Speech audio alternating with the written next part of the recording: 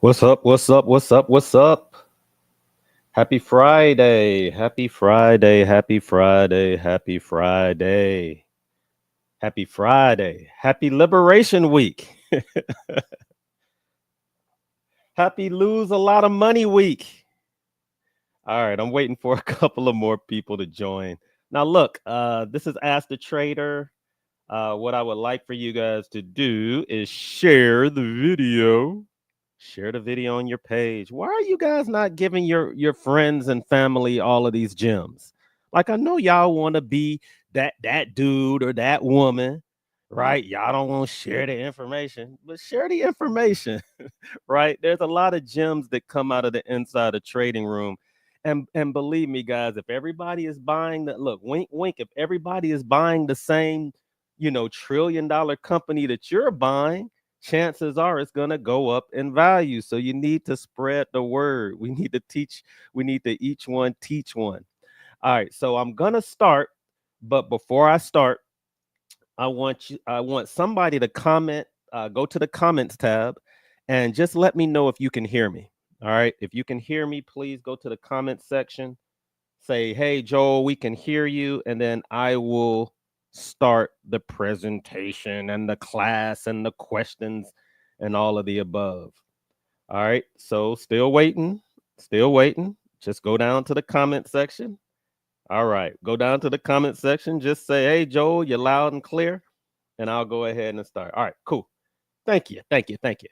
All right. So I am a full-time day trader. Welcome to Ask the Trader. My name is Joel Harrison. I am a full-time day trader. I'm an expert in stocks, options, futures, and cryptocurrency. I have over 15 years and it's probably been more than that. I think I've had this slide on here for about 5 years, but I have over 15 years, over 30,000 hours of trading and investing experience. And anything that we talk about today are the opinions of Joel Harrison. All right. So what I would like for you guys to do, the format for Ask the Trader is you can ask me anything. I don't care. You can ask me any and everything. Of course, I'm going to screen all the questions because sometimes the questions do get a little ridiculous, but I'm going to screen the questions. It's first come, first serve basis. So I'm going to start at the top. So the quicker you get your question in or the quicker you get your stock in, more likely I'll be able to analyze that particular company using my special tools. All right. So listen up. When you're posting a stock, or if you want me to analyze a stock for you, because I am an influencer. I can't talk about stocks. I can't really talk about penny stocks or any company that's less than $1 billion in market cap.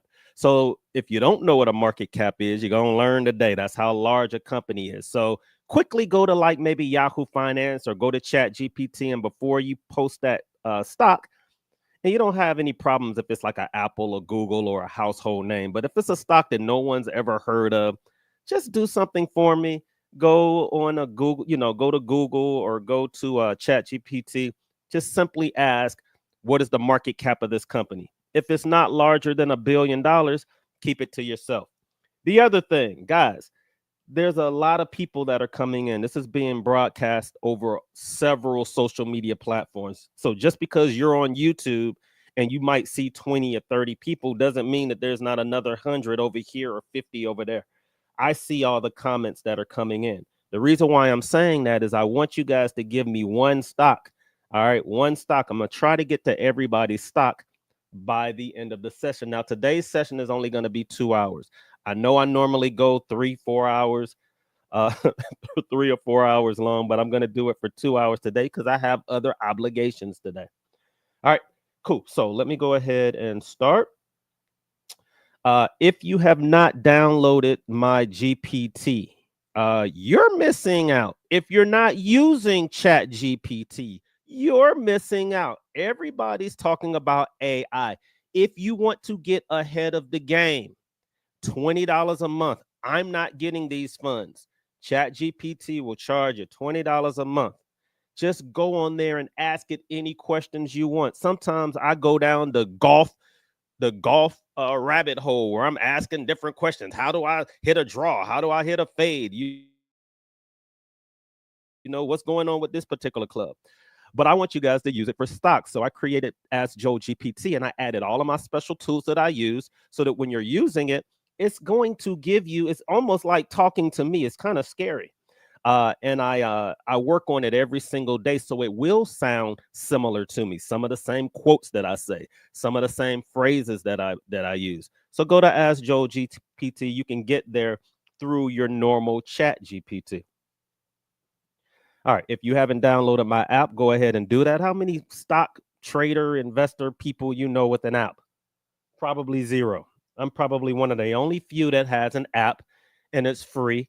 And when you download that particular app, you're going to be able to have access to different places, right? So if you don't know where my GPT is, you can click on it. If you don't know where my pages are, where you can find me, you can find it through the app. If you want to subscribe to it and get alerts for when the VIX is over 30 or 40, there's a lot of people that work a lot, so they might not get those alerts. So I'll send an alert out and I'll say, hey, it's time to buy, or hey, look at what I'm buying today. It is random because it depends on what I'm doing at that particular time. But I show a lot of receipts. I show more receipts than anybody that y'all have ever met. All right. And the reason why I do that is so that you guys can have at least one source that's legitimate, right? I at least know one dude that's going to show his receipts. He's going to call the market before it happens. He's going to show you how much money he made and how much money he lost, which I rarely do. I rarely lose, right? But you know, I'm a I'm a gem, right? There's not too many people that are like me. All right. I'm going to show full transparency. All right. So you guys can do it through the app. If you want to download videos, I don't know why you guys are out there spending $10,000-$20,000 on classes when I've created classes for you. I created classes so that any and everybody on the planet can afford to learn how to buy a stock and options, futures, or cryptocurrency. I'm tired of seeing people get rich, teachers get rich off classes, right? Y'all need to be trading and investing and quit taking everybody's money. All right. I do believe in people educating. But when you start educating and you only are making your money through classes, your trading skills and your investing skills start to diminish. And then you get out of touch with reality. There's so many traders I know out there. I'll talk about certain stocks and they've never heard of those stocks in their lives. And I'm like, you've never heard of Nvidia? Like, you've never heard of Palantir? And you supposed to be a stock guru, right? And you charging $15,000-$20,000 a class and you're out of touch with reality. There's a lot of people that are like that, right? Because it's a very lucrative business. So y'all see me rant all the time because I'm trying to filter it out, right? I want people to have sound strategies that are working in this day and age, right? That people can use and that people can understand. And it's no secret society. You got to pay me $1 million if you want to learn what the volatility index is. And I'm like, are you freaking kidding me right now? Like everyone should have this information, right? These are the basic tools to understand how to trade the market. So I did create some very, very affordable classes. Now, I always tell people, come to me first, take the classes. right? And then if you decide you want to be a day trader, if you decide you want to go this particular route and trade options, then you can take a more expensive class. But more than likely, a lot of you guys are throwing your money down the tube or down the drain. All right, couple of places that you guys can find me in. I'm heavy on Facebook. You can find me on Instagram. You can find me on LinkedIn. You can find me on YouTube. If you need to do a one-on-one consultation with me, and I'm already booked for this month, right? Anytime the market sells off like this, you're not going to be able to book a consultation within 30 days. So you got to go 30 days out if you want to book a consultation with me, but I make it affordable because I am a real day trader and investor, right? So I'm in high demand right now. So you can go to calendly.com/whatwouldjoe-do. I'm so proud of this consultation business that I created back in 2017. 2017. But it's been years of over thousands and thousands of consultations with you guys, and you guys keep me fresh by doing these consultations. That's why I can do these Ask the Traders for 5 and 6 hours, and and I don't get tired, because if I'm doing 4, 5, 6 consultations a day, it's like doing the same thing, right? So book a consultation if you have friends and family members that are trying to get into the business. They're struggling. They don't really have the capital, or even if they do have the capital and they really want to learn from a true trader and investor. How often are you able to talk to a real trader or investor? All right. So now that I got that out the way, and I hate marketing myself and marketing my tools, but in this day and age, you have to do it. All right. So let's get to business. That only took 11 minutes. Investing and trading is easy. I used to say you make it hard, but people got offended by it. Joe, why you got to be talking directly to me? All right, investing and trading is easy. Don't make it hard. All right, I'm trying to evolve with this world where there's sensitive people out there, right? I offend people on the daily basis, right? Even though y'all shoot shots at me all day, every day. But then when I return the shots, y'all are like, oh, Joe, why did you say that? Why did you say that about me? You're so mean. You're blah, blah, blah. And I'm like, yo, like, y'all can say any and everything in the room. I've been called everything in the room, right? But I still continue to give for free. Why? Because that's just what I believe in, right? I believe the more that you give, the more that you're going to get back.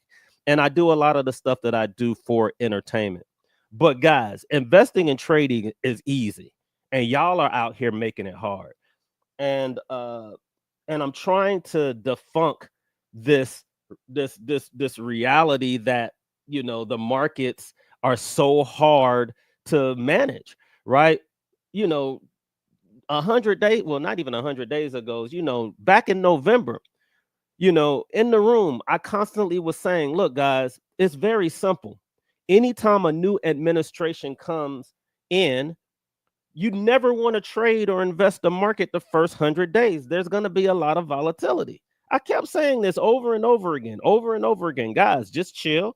Wait until the second or third quarter. It doesn't matter if it's the best president on the planet. Anytime any person takes a new job, I don't care if you took a new job, there's going to be eyes on you. There's going to be uncertainty. There's going to be, hey, how do we know that we picked the right person for the job? So people are going to, they're going to clench their purses, right? They're going to say, whoa, hold up, let's see what's going on. And then as you start feeling comfortable with the administration, then you're going to start seeing money open up and flow back into the market. Now, the fact that Trump did it the way that he did it is why so many people are angry. And we're going to talk about that a lot today. I use the what would Joe do method, which is the who, what, when, where, why, and how, right? If you can't answer these questions when you're buying or selling a stock, you shouldn't be buying or selling that stock. And most of you guys only can answer one of the questions. Maybe what is the name of the stock? But then when I ask you, well, when are you going to buy it? Where are you going to buy it? Why are you going to buy it? How are you going to buy it? And who is buying this stock for you? Oh, it's my cousin. My cousin Ed was telling me to buy this particular stock. So I'm like, okay, cousin Ed told you to buy a stock.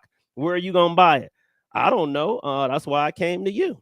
Why are you buying it? Because cousin Ed told me to buy it. Okay. How are you going to buy it? I don't know. I got a couple of $1,000. I'm just going to throw it at it. And then y'all wonder why people are so frustrated with the stock market. And guys, this is how you guys come to me in consultations. Now, of course, my consultations are confidential, so I can never reveal who I'm talking to, right? But these are the types of questions, and I laugh about it because I used to be the same person. Anytime I talk about you guys, it's because I used to be there. That's why it's so funny to me. It's so funny to me to remember how I used to view the market versus how I view the market now. All right, but you guys got to be able to answer those questions. So let's talk about Liberation Week, right? What was Liberation Week supposed to be? Liberation Week was supposed to be a week where America has finally liberated itself from other countries, and there's a tariff war going on right now, right? Some people are like, hey, Trump is using it for negotiations. Some people are saying, hey, if you go back to to President McKinley, who put out tariffs, or if you go to Jimmy Carter and whoever talked about, tariffs, this is how the economy reacted from it, right? So anybody can have their opinions on why and if this is going to be successful. None of that crap should even matter to you guys. It's great for conversation. It's great to kind of maybe want to position your portfolio or yourself. But in the end, it doesn't matter, because if you've been following the post in the room, especially mine, I'm going to teach you how to take the information that you have and go with the information. Stop trying to outsmart Donald Trump. Stop trying to outsmart everybody that's in the room, and see what the market is going to do, and then position yourself and know how to ride that out. Okay, if the market's going to go down, this is how I'm going to position myself. All right, if money's going to flow in this particular direction, this is how it's going to happen. And you're not going to get all the information at one time. It's slow. That's why we have this. That's why we have sessions like this, so that we can talk about different stocks. We can talk about different topics. But I want you guys to look at my icon, right? A lot of you guys didn't even realize that my icon, the What Would Joe Do icon that I created when I first decided that I wanted to educate people on the market, most of y'all didn't realize that there was a bull and a bear on my shoulder. Now, why is that important, right? Why is there a bull on my shoulder and a bear on my shoulder? Where the idea came from the person that always had the angel and the devil that was sitting on their shoulder, right? You got the angel telling you to do certain things, and then you got the devil telling you to go in this particular direction. That's how I view the market every single solitary day, right? But instead of angel and a devil, I have a bull and a bear, or I have my investor brain and I have my trading brain. So is it so a lot of people are like, Joel, how can you be shorting Apple or betting on the market going down and you're buying Apple at the same time, right? And this is what I go through on a daily basis, but a lot of you guys are not approaching the market in that way. So today I'm going to try to, and I've been putting it out in the room slowly just so that you guys can kind of understand, because a lot of the posts that I put out there, I've been getting a lot of flack lately, like, Joel, why are you putting this post out? Why are you putting that post out? Guys, I want you to understand that everything that I do, there's always meaning behind it. And although I run at the mouth a lot, there's a lot of thought that's put into every single solitary post that I put out there. Your job is to figure out what is the education behind this particular post, because Joel put it out there for a reason. And Joel's a very smart dude. He's a genius. So why is he putting this out there? Why is he showing this side of the market versus this side of the market? And that's your job, right? So all week long, I've been saying, hey guys, are you investing? Or are you trading? I've been putting out stocks that I want to buy.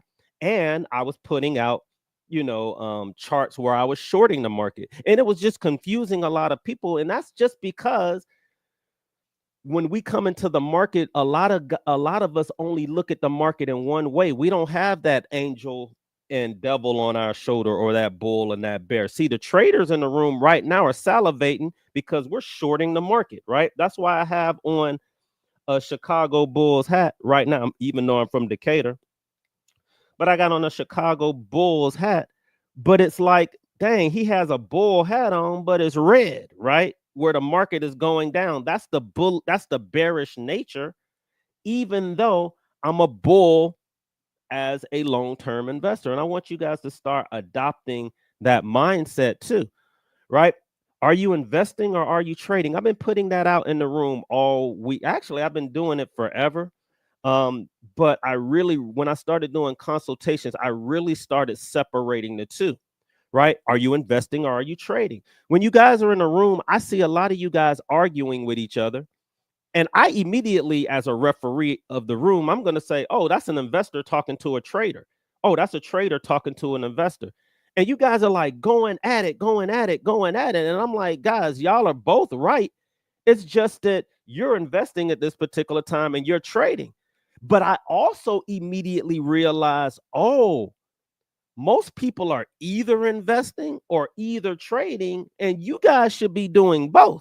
You should be investing and trading, even if you have a 9-to-5 job, right? That's why I created the 9-to-5 video, the 513 crossover strategy videos, right? So when you're talking to me, are you talking to investing Joel or are you talking to trader Joel, right? So again, I want y'all to think about this. Investing and trading is easy, but I want you guys to start separating it because a lot of you guys think it's the same, right? Investing, I put it there in green because as an investor, you really want to be a bull. And as a trader, I'm gonna be honest with you guys, the best trades are trades where the market is going to the downside if you're making fast money, right? But a lot of the times you guys don't see the bearish side of Joel, right? Y'all might see the Joel that makes a bunch of jokes, but when I'm day trading, I specifically don't do it. I don't show you guys that side of me unless you're in a trading class or we're trading together or people are hitting me up and we're talking about trades that are going to the downside. I've made so much money in the last month just trading the market to the downside, but I knew that if I came into the room and I talked about all these things that I was shorting, I was going to mess up what in reality is how you gain your wealth. See, investing is how you gain your wealth. Trading is just a means of making money, right? And I argue with people with this all the time, all the time, all the time. So I say, well, when you think about investing and trading, guys, I want you to think of investing as thinking for your 10-year or 20-year self. When you're trading is whatever job you have right now.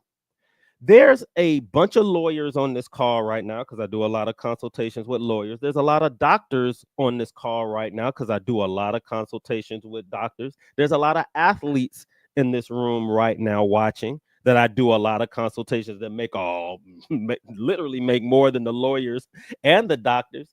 And most people are not making, or most people that have a very, very good salary are not millionaires. Like there's doctors and lawyers on this call right now that's not a millionaire. Why?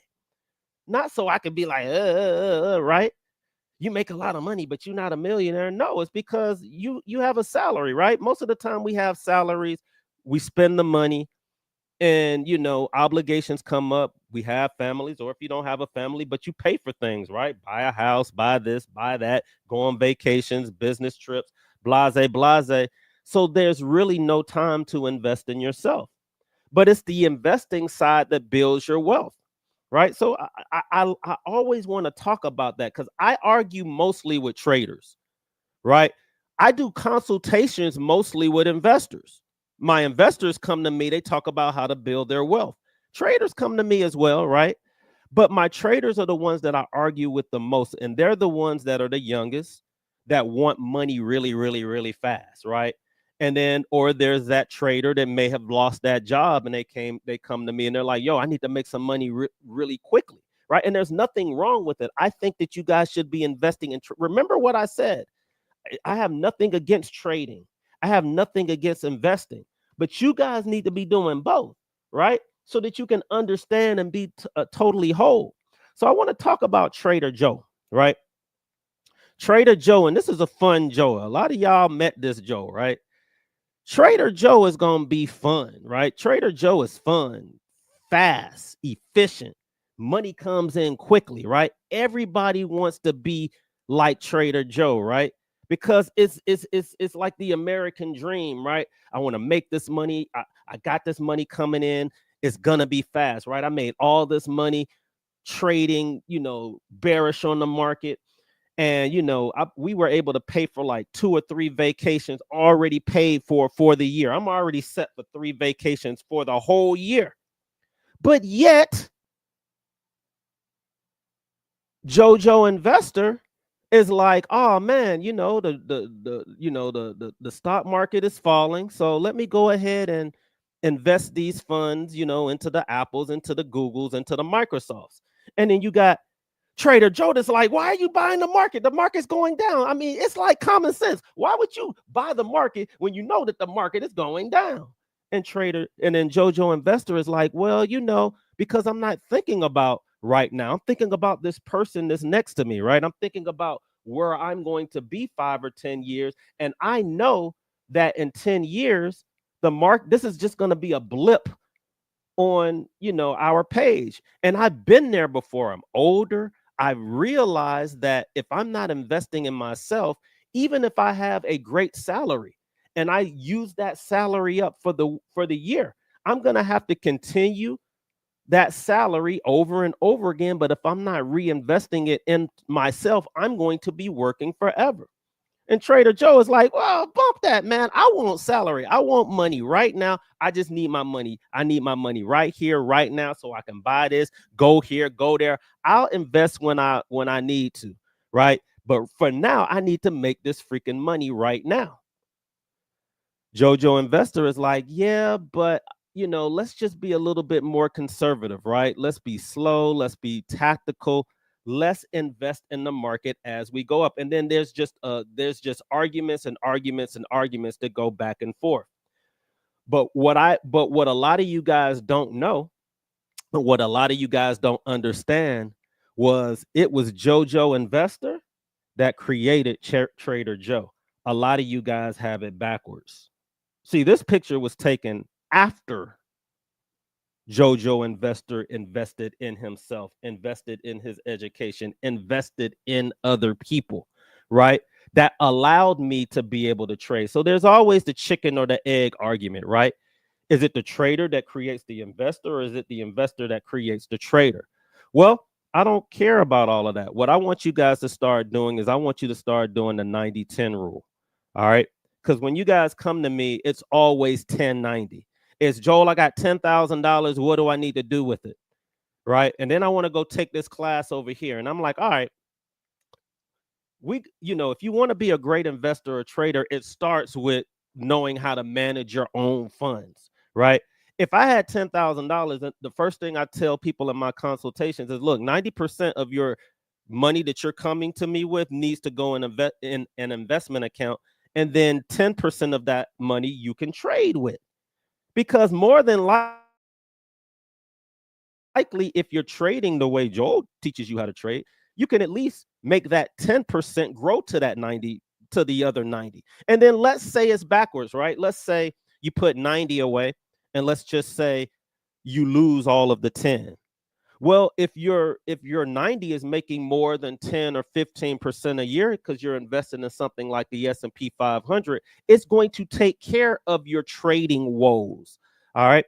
So investing and trading is easy. It's just that a lot of you guys have it backwards. I want you to trade, but it makes no sense to me, guys, when let's say you come to me and all you have is $10,000.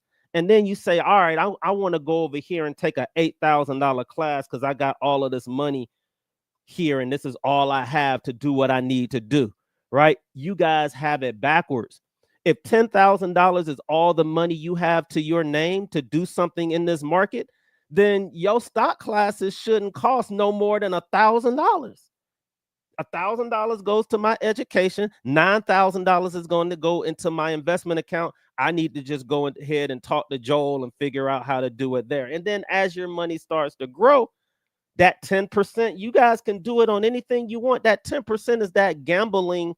I don't want to call it gambling, but it's the amount of money that you can use to, sorry about that, it's the amount of money that you guys can use to help yourself out. All right.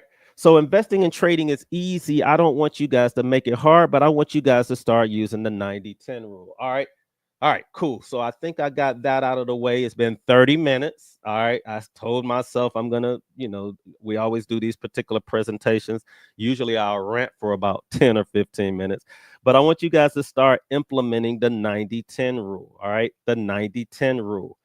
You come to me all the time. I just don't understand why you guys are taking $15,000-$20,000 classes, and then 10 or 15 years from now, you guys come to me again, and I'm like, well, what happened? Well, I really didn't even use the education for the class that I took, and I was like, well, do you know what $10,000 could have done if you had it in Nvidia 10 years ago? That $10,000 would be worth, 150, almost $200,000. And you're like, for real? And I'm like, yeah. So you guys are spending so much money trying to educate yourself on the market and not investing in yourself. And I'm not telling you not to do it. I'm just saying apply the 90-10 rule. The only people that should be paying for 10, 15, $20,000 classes is people that already got $200,000 sitting in a savings account or an investment account somewhere. All right. You guys need to start applying this to the way that you approach the market. You need to invest in yourself, because investing in yourself, investing in the market, even like it is today, is going to, hold on, I gotta log back in on this computer over here that cut off on me.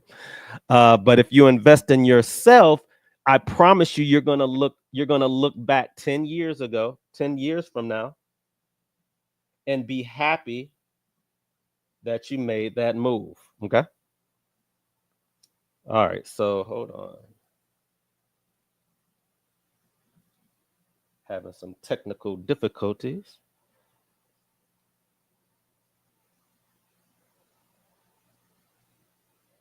All right. So again, are you a bull or are you a bear, right? Are you trading and are you investing? Are you using your investing brain or are you using your trading brain? Are you using your investing brain or are you using your trading brain? All right. All right. Before we look at charts, I just want you guys to look at this. I always put this out there. When people are crying, you should be buying. When people are crying, you should be buying. When people are crying, you should be buying. All right. People are crying right now. All right. People are spitting up stock. They're like, we're about to go into a recession. They're like, I don't understand what's going on around here, And what I'm noticing, and I've been here before, is I'm like, guys, I've been here. We were here during the pandemic. We were here during the 2008, 2009 crisis. We were here during Brexit, right? We were here during the first term that Trump had, right? Bear with me. I'm just trying to log back in. I need an assistant. All right. I think we're in business. Cool. We're in business. All right. But this is also receipts over here, right? This was my portfolio last year, right? Portfolio grew 40%.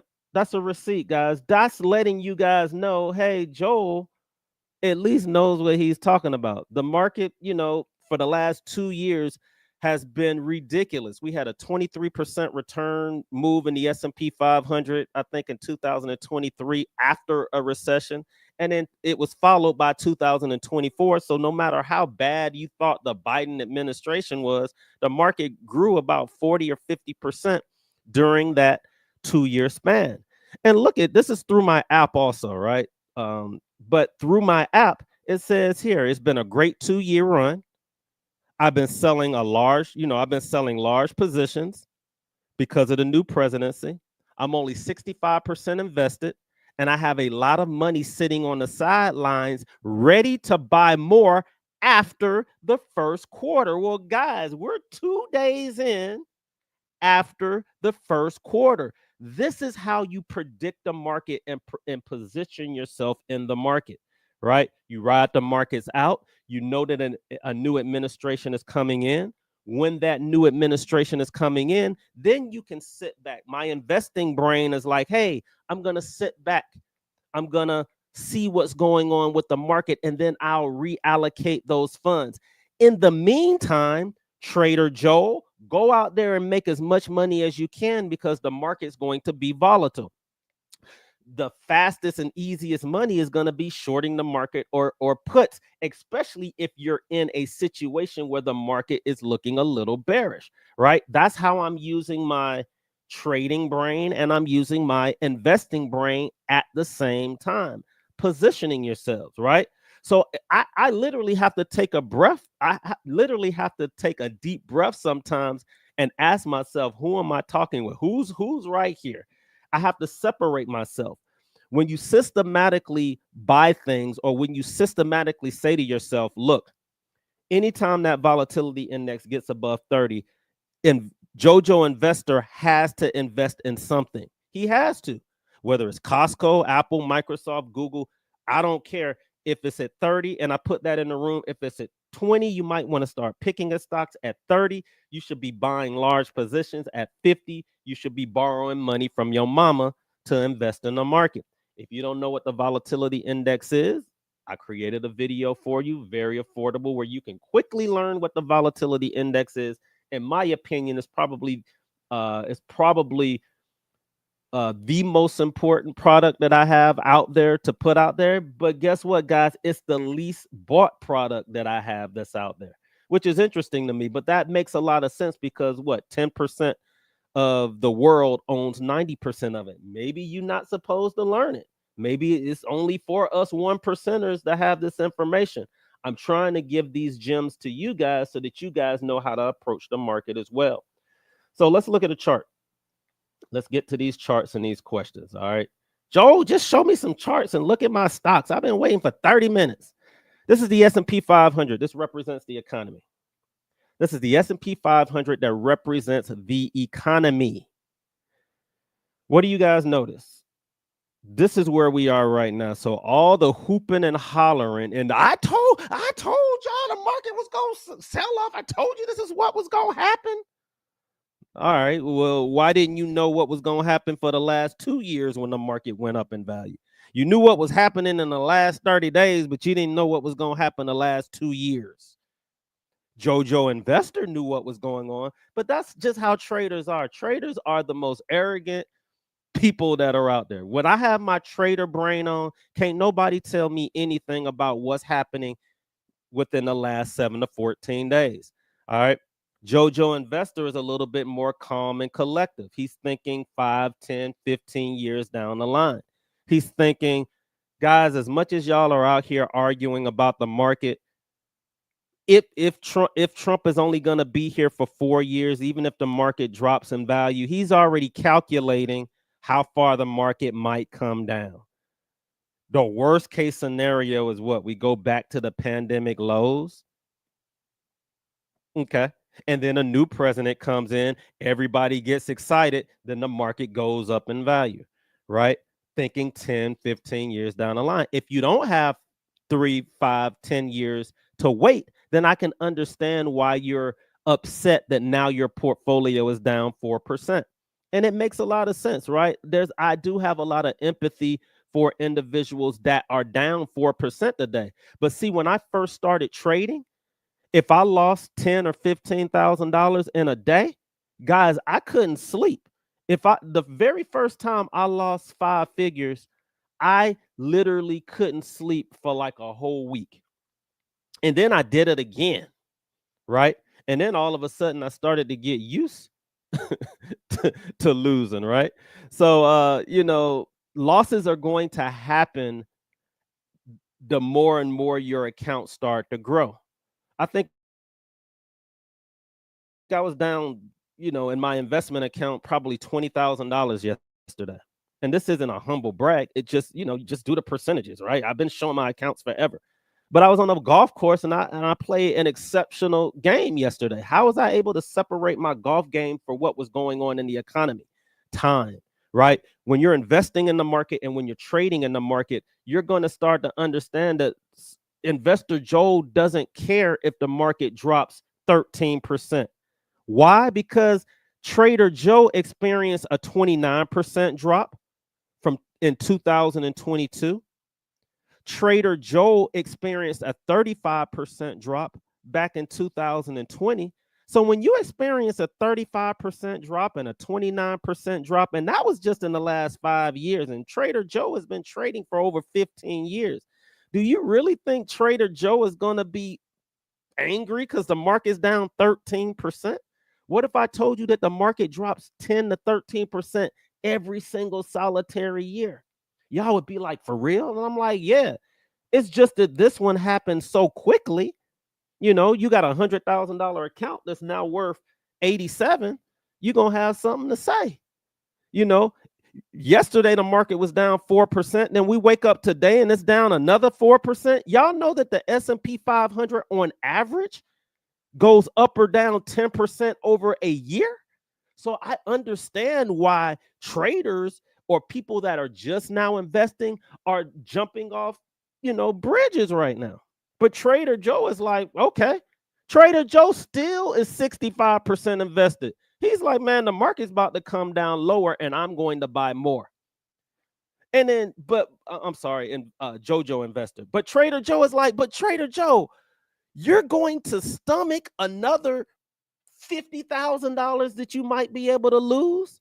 And Trader Joe is like, yeah, I've been down more than that in a 60 or 90-day period. That's not the goal. The goal is 15, 20 years from now. 15, 20 years from now, JoJo investor can start panicking. But for now, JoJo investor is like, let the market come in. I'm going to buy more. JoJo investor already owns a Bitcoin and wants to buy another Bitcoin if it goes down to 50,000. But JoJo investor, doesn't that mean that you have to lose $30,000 to buy another Bitcoin for $50,000? And JoJo investor is like, yeah, I want two, so that when it hits 1 million, I have 1 million to give to my wife and I have 1 million, right? That's how JoJo investor is thinking. He don't care about Bitcoin dropping today. But Trader Joe does. Trader Joe's never experienced anything like this because Trader Joe has not been building their investment accounts. I got traders that I'm arguing with right now that just don't understand the market. They don't understand this mindset. And I'm like, weren't you with me 20 years ago when we were talking about the market, and you're still talking the same language 20 years later? Chances are it's because they're spending the money and not reinvesting in themselves, spending the money and not reinvesting in themselves, putting it off and not reinvesting in themselves, seeing the market down 13% and thinking that it's going to go lower and waiting for it to go lower to buy. But then when it gets down here, how many of you guys are really buying when the market gets down here? I'm going to tell you what the percentage is. It's like little to none. Because remember, I do thousands of consultations. Y'all ain't buying down here. Y'all ain't buying down here either. What a lot of you guys like to do is buy when everybody's excited and happy. That's not when JoJo investor is buying. JoJo investor is buying when everybody is crying. Okay? And everybody's crying right now. And everybody believes the world's going to come to an end because of these tariffs, right? Maybe it will be. Maybe it will. Maybe it won't. But who cares? If it's going to go lower, I'm going to keep buying. If the world's going to come to an end, does money even matter anyway? Might as well wait till it gets down there. Might as well put money into it. All right. But this is just a blip. The market dropped 13%. That's where we are right now. If the market dropped lower down to this 200-week moving average, we might drop 22%. Okay. The market dropped 29% in 2022 and we survived it. And you know what? Most of y'all missed all this money.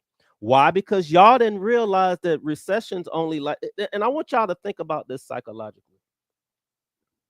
I'm meeting up with a wealth advisor, I'm meeting up with Brian later at Top Golf.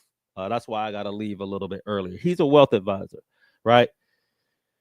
And his job is to make sure that people have wealth in the future, right? So, when you're talking to wealth advisors are going to tell you, look, the S&P 500, these markets, they always recover. Their jobs, guys, is not to have your money sitting in, savings accounts. Like, that's not how they make their money. The way that they're able to make their money is they got to make you money, right? And when you think about that, America is not made where money is supposed to sit on the sideline. And a lot of you guys just don't understand that yet. The United States market is rigged to go up in value. It's rigged to go up in value because all they're going to do is print money, and they're going to give money to all of these big businesses so that all of these big businesses can funnel that money down to you. That's where inflation came from. No, inflation came from Bidenomics, or inflation came because of this. No, inflation came because a pandemic came that we hadn't seen in 500 years. Everybody was sitting their butts at home, not working, and the government's printed money for everybody. I don't understand why y'all don't understand this. Everybody wants to play the blame game when it's right there in your face. And that's what politics do, right? It makes us hate each other and make us think that this person is the reason why this happened. No, inflation happened because governments have to come in there and save their people. And the way that they save you is they print money. And when they print money, everything goes up in value. And if you're not invested in real estate or stocks, you're going to get left behind. And a lot of y'all have gotten left behind because you put it off to later. Jojo Investor doesn't. Jojo Investor every 2 weeks buys something, whether it's crypto, whether it's stock. Jojo Investor puts $100 every 2 weeks in his son's account.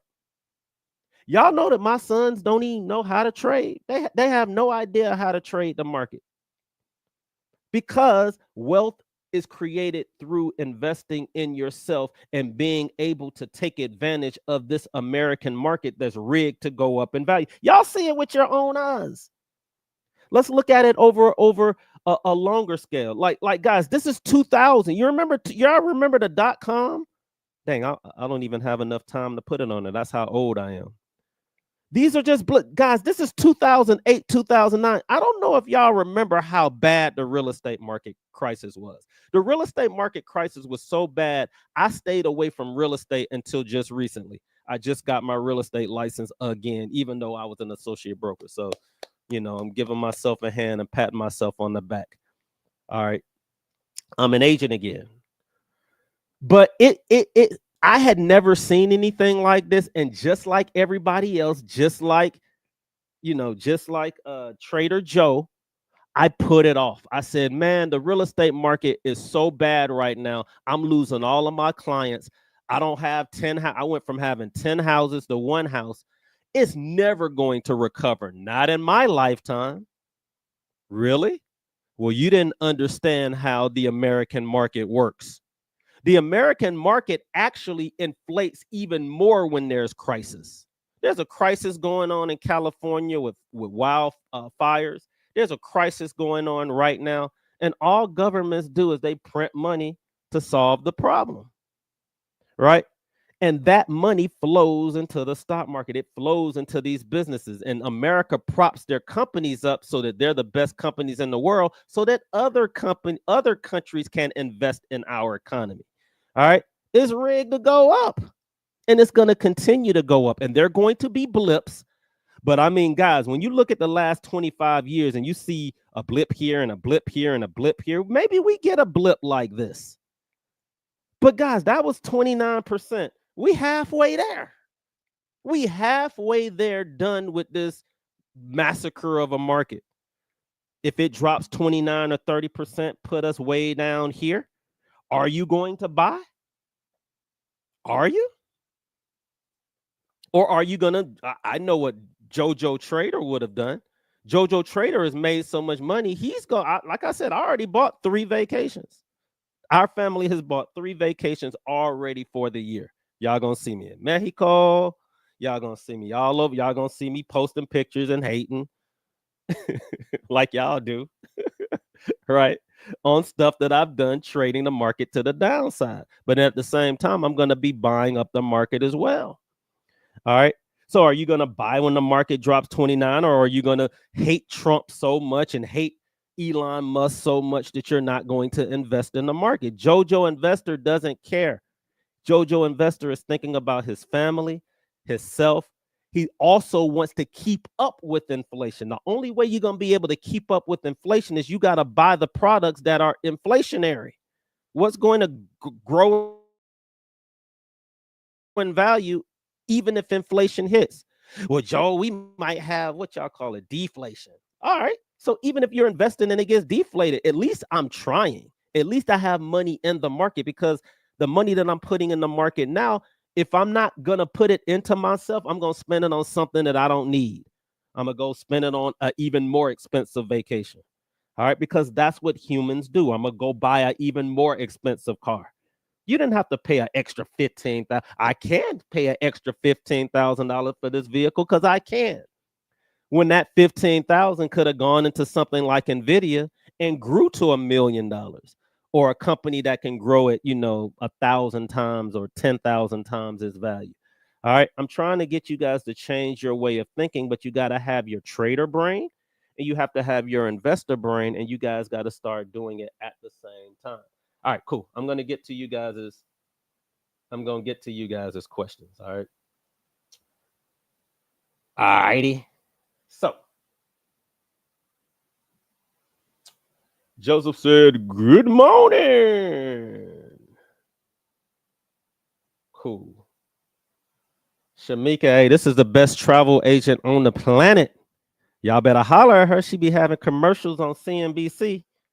She got that CNBC commercial money. Y'all better holler at Shamika.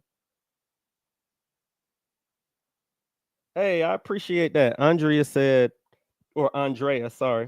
I love Ask Joel GPT. Yeah, that's one of my favorite products that I've ever created.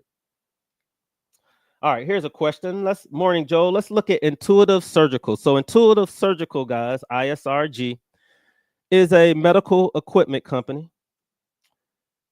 I believe so, right?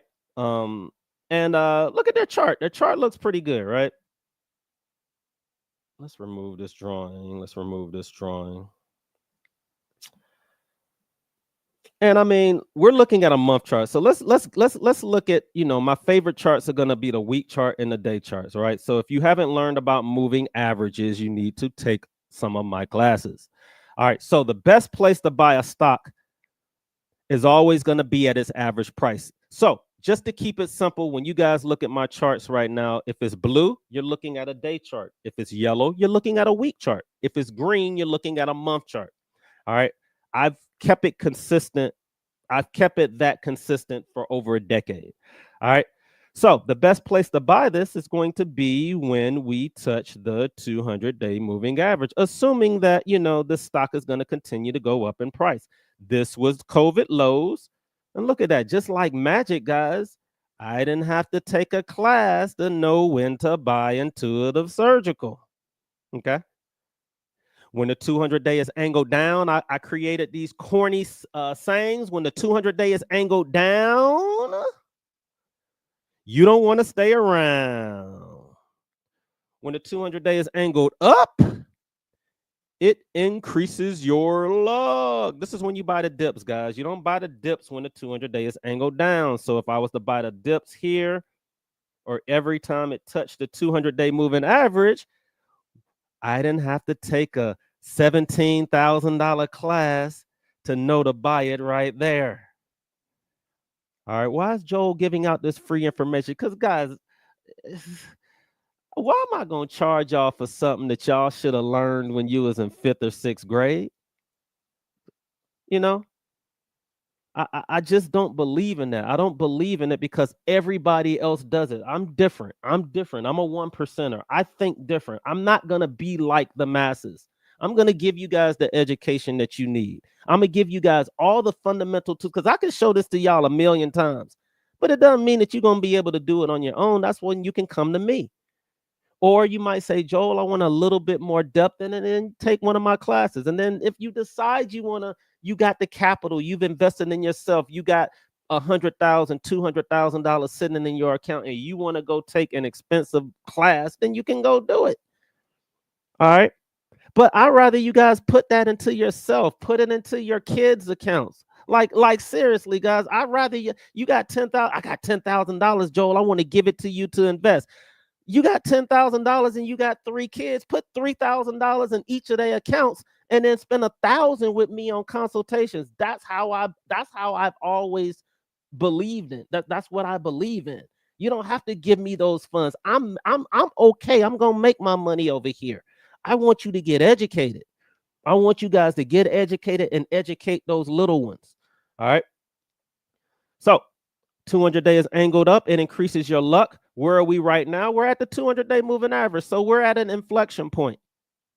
Is the 200-day moving average about to, is the 200-day moving average about to go down? Well, who am I talking to? Trader Joe or JoJo Investor? Trader Joe is like, man, this bad boy going lower. Joe, why would I be long in this chart? And I'm like, you are correct. Why would I be long if I just got a 513 cross right here, and I just got a move right here, and the TTM squeeze just went red? Well, for one, I don't really like shorting companies until this 200-day is angled down. So I like to short companies like this. Excuse me. Hold on.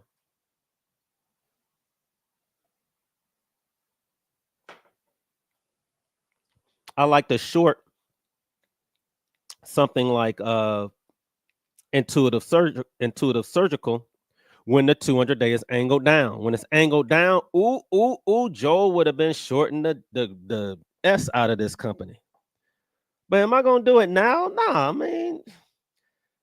I don't, the 200-day is still angled up. I'd rather short a terrible like, why are you guys out here? And I always tell people this. I kind of just think that some of you guys are just haters. Y'all come in, y'all see how much money everybody made on Apple, and you like, I didn't become a millionaire trading Apple, so I just want to short Apple because every day that Apple's losing money, I feel good inside. I feel great inside when I short companies like Tesla, and short companies like all this money that people have made, money on. I want to short these big companies to let them know that the little man can make money too. And I'm like, I don't know. I'm the opposite. I don't like shorting great companies that did their thing, that provided jobs out there for the public, right? I just don't. It just doesn't make any sense to me. Like, I'm like, why short that when you can short Spirit, right? Like Spirit, the Spirit Airlines even have the Spirit Airlines have a stock. I thought they did. Well, what's another one?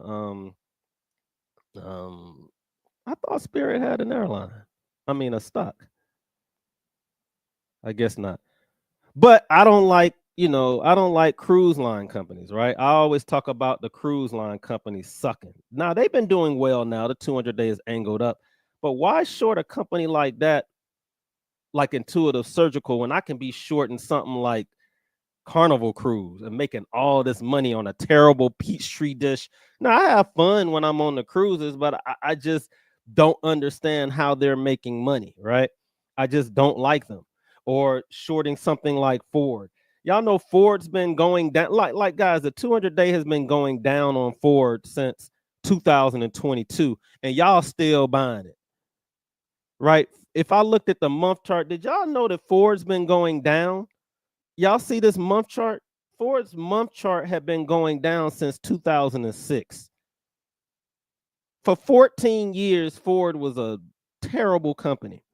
They created the F-150 electric and the Mustang, and all of a sudden the stock jumped, and it was just for a year, and now Ford's going right back to what it was doing 15, 16 years prior. The problem is y'all don't know how to read charts. That's why you didn't understand why a stock like Ford was a terrible company to buy, right? And every month, every week, we always laugh at Ford because we're like, why are people buying? Because Joel is $9 a share. I can buy like 1,000 shares. Why would I buy 1,000 shares? Why would I buy a company that's got $1,000 share price when I can buy $1,000 worth of Ford? It's because you don't know how to trade or invest. You're looking at the wrong thing. Okay. So let's get to your other ones. All right. Get a little bit faster. All right, let's look at Kroger. Let's look at Kroger. So when we're looking at Kroger, KR, Kroger is at all-time highs. Why is Kroger at all-time highs? Because, guys, I don't care if we go into a recession. I don't care if we have war. People are going to go buy groceries, right? But would you buy Kroger way up here? No. Why would I buy Kroger way up there when Joel for free? Actually, guys, I know this is free, so because it's free, it probably isn't. The cheaper it is, the less effective it is. You guys like to pay a lot of money for stuff because that's where y'all put worth. The more expensive it is, it must be better, right? And I'm like, okay, that's why I show receipts. But Kroger, if you were using the what would Joel do method and you said, hey, Joel says, stop worrying about what everybody else is saying. The powers that be, the financial, the people that run the world or run these pension funds and mutual funds, they know that the best time to buy any of these companies are going to be when it gets to the 200-day moving average. Guys, I'm going to show. It's going to be like a magic show today. Y'all going to be like, how come every freaking stock Joel showed us, people were buying it at the 200-day moving average? Like Joel didn't know about any of these stocks coming in, but how come every time it touched the 200-day moving average, people were buying it? And why am I learning about this today? And I didn't took a $15,000 class. I'm going to tell you why, because you got bamboozled. And I keep saying it over and over again. Y'all out here paying all this money for stuff and y'all ain't learned the freaking fundamentals yet. And then you get mad at me when I call you out on it because it makes you feel like you made a bad decision. Guys, I laugh at you because I spent $10,000 on a class. Ooh. When there was nobody out there that could tell me, Joel, don't take this freaking $10,000 class. Learn this stuff on your own. Watch all the what would Joel do videos first and then decide if you're going to take a freaking class. 200-day moving average. 200-day moving average. Okay. And every now and then, if you go into a recession, you might have to wait a year before it pops up again. And that's a real number, guys. That is a real number. A recession or a bear market on average lasts 344 days. All right. Most recessions might be, what did they say, 16 to 18 months. So sometimes even when the recession starts, the market might be up. But once the bear market starts, you got 344 days to go learn a new skill or become a JoJo investor. And during that 12, y'all know I played the best golf I've ever played. I wouldn't say the best golf I ever played. I became the best golfer I could be in 2022. I got a player of the year in my flight. And in 2022, it was a terrible year. When the market is down like this, people just don't want to invest in the market. It's kind of like real estate. In 2008, 2009, I didn't have that many clients anymore because people didn't believe in the real estate market. Same thing with the stock market, right? There's going to be a lot of you guys that watch this video and you'll never see me again, right? You guys will never come back to the stock market because that's what the stock market does. It washes out all the weak hands, and then the strong hands are able to withstand it in the future. The JoJo investors are going to be able to withstand it and make even more money in the future. The Trader Joes are going to be in it for a little while. They're going to make a little money here, make a little money there. And then when the market starts ripping in their face, they're going to lose their money. right? Then they're not going to come back. They're going to hate the market. They're going to feel like, oh my God, I can't invest in this market because look at how much money I lost trading the market. I done traded all of the money that I had, because that's what humans do. And I don't want to be the bearer of bad news. I'm trying to teach you guys how to protect yourself. If you had just put 90% away over here, you can lose all of your trading money because you got your own self to protect you, but you guys will not position yourselves that way. And I don't want to be like Kamala did yesterday with the I told y'all this was going to happen. But that's what happens, right? And I try to tell you guys in advance what's going to happen, all right? So I'm going on I'm ranting, but don't buy Kroger way up here. Kroger will pull in back to its 200-day where you can buy it. Now, these are going to be the best prices to buy Kroger. Okay. Hi, Joel. Can you analyze? That's a lot of stocks. TS. You must not have gotten the memo beforehand. I ain't mean to call you out, but I'll look at LMT and I'll look at Duolingo. All right. So this is a LMT is Lockheed Martin. So Lockheed Martin, if you guys don't know, is like if you want to buy stocks that are related to like war and guns and American ingenuity, you'll see that the 200-day is starting to angle down. So yes, companies like this, if I was trading it, it's neutral. The 200-day does look like it wants to come down. So if you were using the 513 cross, you can go either direction. I can literally wake up one day and say, ooh, there's a 513 cross there. I'm going to trade it to the downside. Ooh, there's a 513 cross to the upside. I'm going to trade it right there. Ooh, there's a 513 cross. I'm going to trade it to the downside. Ooh, there's a 513 cross. I'm now going to trade it to the upside. It can go either way. And looking at 15 or 20 other charts is not going to give you guys the correct answer on what direction it wants to go in, because you don't even know why it's going up or down. A lot of the times it might be something that happens overnight. They might get a contract from the government. Trump might wake up one day and decide, hey, I might want to go to war with this company, so I need all of these types of companies to start building, their stuff up. You never know. And when that stuff happens, you see it in the charts first before everybody else hears about it, right? That's why I'm teaching you guys the 513 cross. But let's look at Duolingo. I put out my Duolingo the other day, guys. I think I'm up like 400 days in a row. So I've been learning Spanish because I have a timeshare in Mexico, so I'm in Mexico like all the time, right? And I felt kind of funny not being able to speak the language. So now, guys, I can read Spanish, I can understand it, I can hear it. I can't really speak it that well, but I can read it, I can understand it. If they talk slow enough, I can understand what people are saying. So I'm really excited about it, and I learned it through Duolingo. And you can buy the stock. It's down 10% today, but let's look at what happened, right? Duolingo, if you were using the what would Joel do method and you were buying this as a trade or an investment, you would have asked yourself, is the 200-day angled up or is the 200-day moving average angled down? Well, if the 200-day is angled up, it increases my luck. I want to start trade. I want to buy it after I see a 513 cross. You see the 513 cross, bam.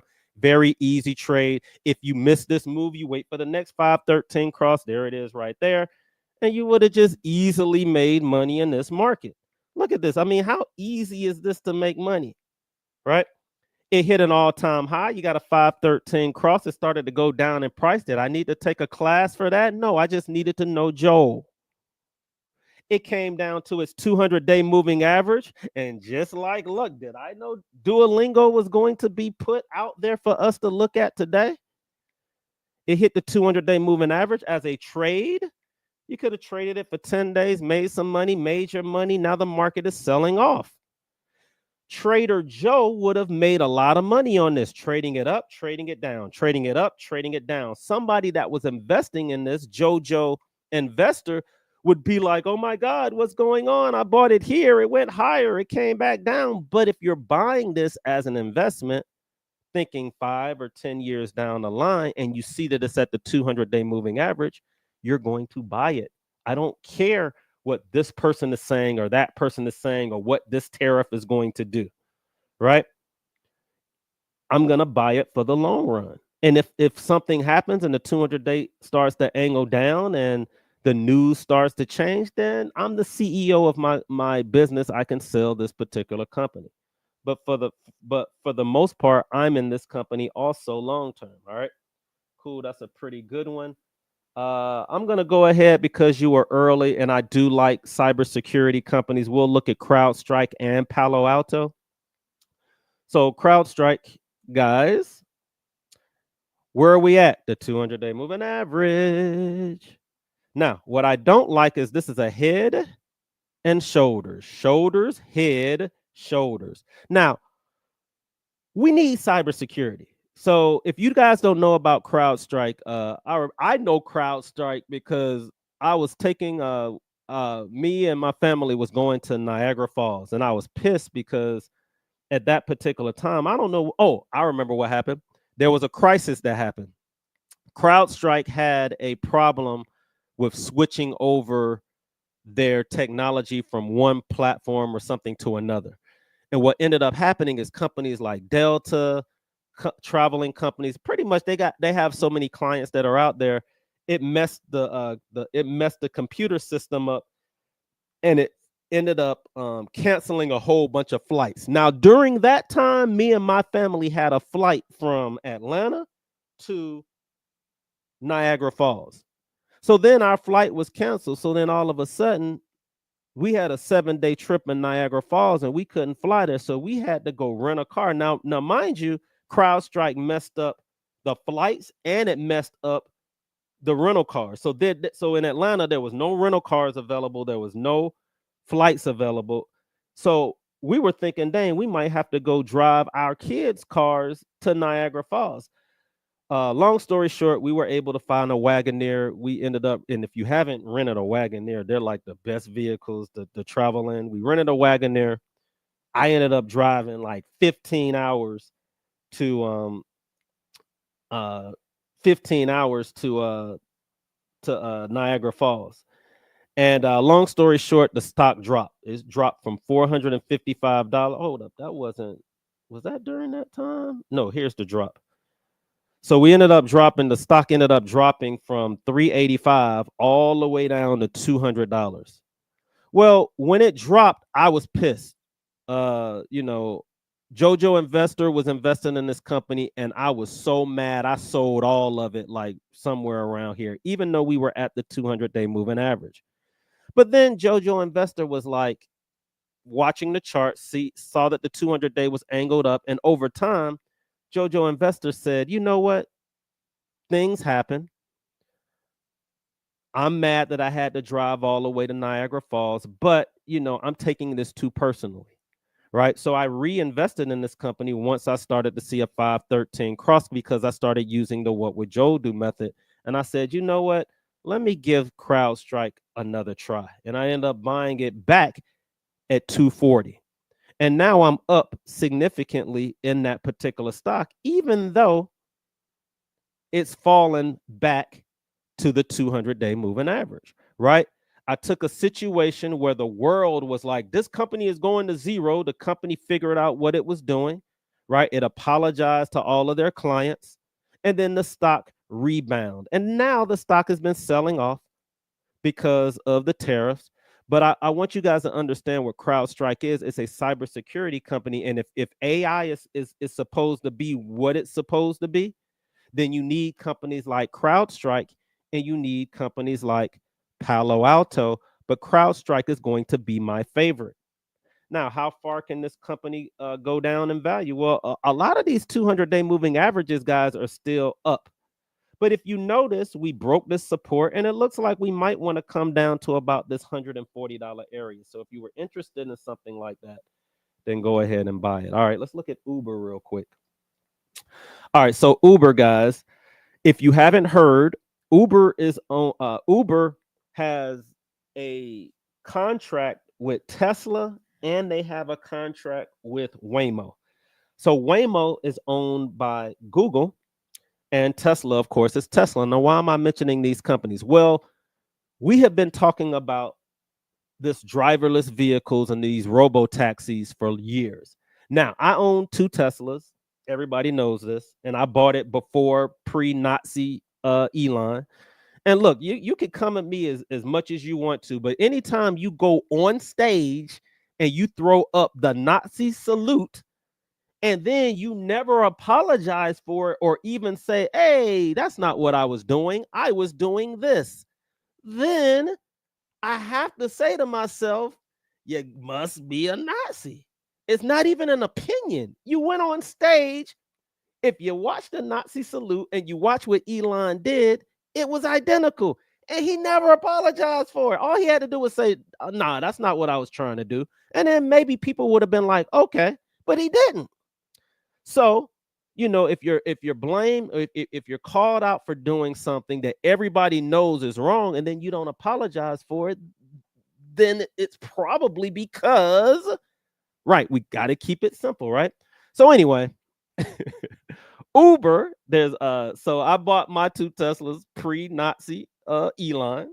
I'm gonna piss off a whole bunch of people that love Elon, hated Elon when he was a Democrat, love him now that he's a Republican, which is weird, right? Um, um, but the reason why I'm even telling this story is I've been driving my vehicle around. Like I can literally go into my navigation. I can put in an address. I can sit back and the car will drive itself, right? And it freaked me out about 2 years ago when I started using it because there was always driver assist where you were on the highway and it might be able to change lanes, and that was freaking me out. But I had no idea that every single Tesla that's out there has the technology where at any given time they could put in some code and literally, like even on the TV shows where the car just turns on and drives out of your driveway and leaves and goes somewhere. Every Tesla from the beginning of Teslas being built can do that. I never knew that they all had the technology in them even 5-6 years ago. So they kept updating the technology. So they finally updated the technology where we were able to use it. So I've been driving driverless forever. I also went to Phoenix and I was riding in my first Waymo where I got the Waymo. I was going to a golf course and it picked me up at the hotel and drove me to the golf course and dropped me off. And it was interesting the way it did it. And the one thing that I loved about it is I ain't have to leave no tip. And I was like, whoa, this is the part that don't nobody realize, right? That extra money where and look, I love you Uber drivers. I have friends that drive Ubers. I get it, right? You provide a service. I need to tip you. But this is the future of everything, right? A lot of money is being lost just by paying workers to do it or doing tips. Long story short, Uber has a Uber. If driverless vehicles are going to be what I think it's going to be, and now I think Waymo is coming to Atlanta. The very first time I used it was in Phoenix. It's about to really revolutionize and change the way we do a lot of things, right? And I don't think that Uber is going to lose because Tesla has their robo taxis going or Waymo has it. You're going to be able to order a Waymo or a Tesla driverless vehicle through Uber. So I do believe that Uber is a great buy. And if you were using the what would Joe do method, I got in way down here around $42. I sold it. So I'm not in Uber at this particular moment. But if you were just using the what would Joel do method and you said, hey, Joel did say if the 200 day is angled up, it increases your luck. And he did say that every chart that we look at today, we were going to see points where you could have bought Uber sight unseen. Who cares what's going on TV? And if the 200 day was angled up and you bought it there as a trader, you would have been able to make money. And as an investor, you would have been able to get it at a price that was decent. Even if you bought Uber way back here in July of 2024 for $66, we're at $66 today. It just gives you a better value when you're buying it. At least you know you're going to get that stock with a little bit of equity in it. And it's a great buying point, especially for you guys that are 9 to 5ers that don't really have that much time to look at the market and you kind of want to see where you're at. I can immediately say, oh, this stock is on sale. The 200-day is angled up. We're beneath it. So if I wanted to buy Google as an investment, this is the time that you buy it. Okay. All right. Joseph was wondering about AMD. Now, guys, AMD, I always tell people that the AMD is like the Kelly Rowland of semiconductor chips. Beyonce is Nvidia. Kelly Rowland is AMD, right? So, a lot of people felt like AMD was a better company than Nvidia. And I get this argument all the time. I want you guys to think of AMD and Nvidia like you guys think of Apple and Google or Android. Anybody who's ever done any type of engineering work or technical work and they worked on the Apple phone and they worked on the Android phone, I get in arguments all the time with techies that swear for God that Android phones are the best phones ever created, and they don't understand why everybody's talking about Apple, and Apple's the number one company on the planet, and Apple gets all this recognition when the technology is inferior to Android, and you hear it all the time. That's why in the room I always throw up cases like that, just so that you guys can argue like with each other. And it's funny to me. But what do we notice about AMD's chart? What did Joel say about the 200-day? If the 200-day is angled down, you don't want to be around. Guys, I stuck with AMD up until I started to see this happen. And that happened. You could have literally saved yourself a whole bunch of money on AMD in the 140 range. When the 200-day started to angle down, guys, I had to leave AMD. I had to leave it because even though I believed in it, even though I believed that its technology was superior to Nvidia, even though I love Nvidia, I have over a 2,000% return in Nvidia. It has made a fortune for me and my family. I always felt like, doing the research and talking to the individuals, I love the CEO. I was always wondering, why is AMD not picking up the pieces, right? Even their new chip that just came out for video gaming and for gaming, I'm sorry, is superior to a lot of things that are out there.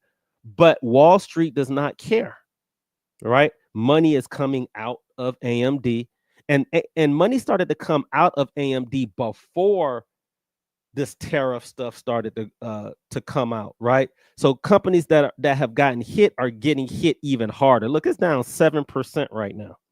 All right. So when the 200-day started to angle down, not only should you have been out of this, but Trader Joe was licking his chops, put on his red hat, and was shorting AMD. Didn't tell any of you guys because I knew if I came in the room and told you guys I'm shorting AMD right now, it would have messed up a lot of you long-term investors because a lot of you guys believe in a lot of the things that I talk about, right? You've done consultations with me. You're ride or die when you watch my videos, but I'm starting to understand my influence. I rather you guys be bulls when it comes to investing because I'm about you guys gaining wealth, right? We could trade all day. We can make money here and there. We can all do that, right? But in the end, I want to make sure that you guys are comfortable with the investments that you guys make over the years. All right.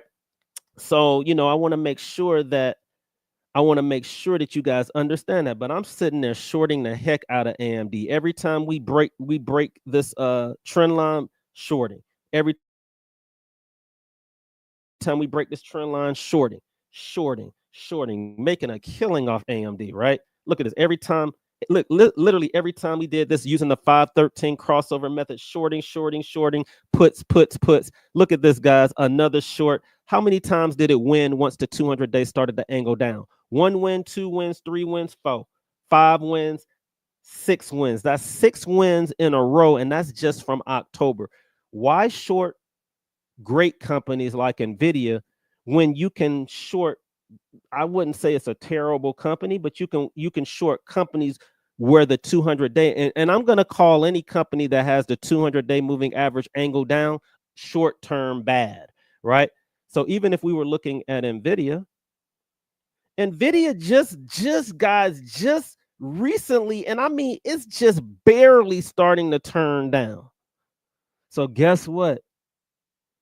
You probably don't want to be around for a minute, because when this 200-day starts to angle down, it usually takes about 150 to 200 days for it to turn back around, right? So when you see stuff like this, now I can see you guys shorting Nvidia. But trying to short Nvidia right here, this is why y'all got y'all's heads torn off. This is why I came in the room and said, y'all can never trade with me. Anybody shorting Nvidia with a 200-day moving average angled up, and it's the hottest stock on the planet, you can't trade. Yeah, you might make some money here or there. In the end, after 12 months, you're going to lose your money, probably going to do a consultation with me. I'm not trying to be negative. I just know how things work. You're going to make more money and put yourself on the right side of trades, right side of investments when the moving averages are moving in your direction. If you guys are using multiple charts, that's another reason why you guys are confused. Y'all see how I'm using one chart for every strategy, one chart for every strategy? That's how you make it clear and concise on what you want to do. Trader Joe is either going to do this, or Jojo Investor is going to do that. If I add 5 or 10 charts to this, now my combinations increase. If I add 3 charts, that just, that's now about 12 or 13 combinations that have to happen before I take a trade. That's why you guys get paralysis of analysis. All right. And I'm trying to simplify that. Trading and investing is dumb easy if you guys know what to look for. All right. Cool. These stocks that are down here, these are not my trades. These are probably my kids' accounts that are getting pummeled right now. So I just want you guys to know that. All right, how about EVgo? Anybody that's in any of these charging station companies? Okay, I take that back. The 200-day moving average did start to angle up to increase your luck. Okay. So if you want to take a shot at these companies and you want to take a shot at trading them, I'm going to take only trades to the upside. Okay. And if you want to invest, you're under the 200-day moving average. I will give a go for a company like EVgo, but I'm not going to give a go. Let's look at ChargePoint. What is it? Yeah. ChargePoint and EVgo are,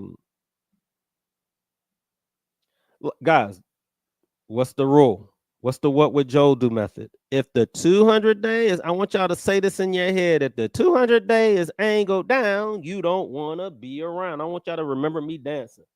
If the 200-day is angled down, you don't want to be around. If the 200-day is angled up, it increases your luck. I know it's corny, but y'all remember this. Y'all remember corny stuff. All right. Guys, why short something like Nvidia when you can make a killing shorting something like this? Like Fortunes. From January till now, this company is down 50%. Nvidia is down pretty big, but why? It's more expensive. I'm gonna trade companies like this that are terrible. I don't even know if they have options.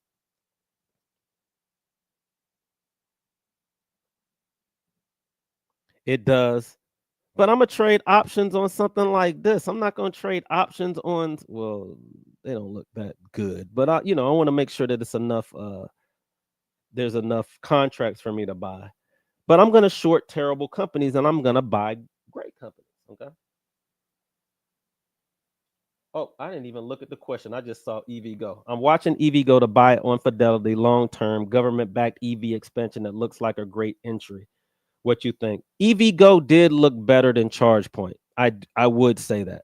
All right, which is interesting because I would have thought that ChargePoint would have been the superior company. But if you want to go that particular route, go ahead and do it. Joel ain't gonna follow you. All right. I don't know how this administration is going to approach anything that's electric car related. It might do well, it might not. She said, "Hi y'all, what's going on?" Brittany said, "Hey Joel, so it's accurate to say investing is dollar cost averaging, buying a select number of stocks every month, a stock mortgage, as you say?" Yes. So I coined the phrase stock mortgage and I tried to get it trademarked, and they told me I couldn't because the words were too common. So the stock mortgage was my thing. A stock mortgage is literally having a goal, right? Hey, I want to buy a house and I need a down payment. The house is 500 grand, so I need 100 grand. I don't have the 100 grand now, but I have a pretty good salary where I can put away $20,000 a year, but I don't have the 20,000 now. I have to make it, but I have a good salary, so I can put away $1,500 a month. All right, so create a stock mortgage for yourself. Buy something where you might see the 200-day moving average angled up, and you believe that it's a company that can grow in value in the next 5 years. And as you put that $1,500 away, which is $20,000 a year, in 5 years, if that company is growing in value, not only will you have that $100,000, but if you put it in the right stuff, you might be able to buy that house outright, as long as that house didn't appreciate 20, 30, or 40% in that particular time. So create a stock mortgage for yourself with a goal in place to buy something. I've helped so many people create stock mortgages for themselves. And I am very, when it comes to investing and trading in the market, I separate myself from anybody that tells me I can't do something. You can do anything, guys, as long as you have the right risk to reward or the right positioning into that particular company. The only thing that I tell people they shouldn't buy is you shouldn't buy companies, you shouldn't buy penny stocks, and you shouldn't buy companies that are $1 billion or less in market cap. All right. When cryptocurrency first came out, I told people to stay away from cryptocurrency until Bitcoin was worth over $1 billion.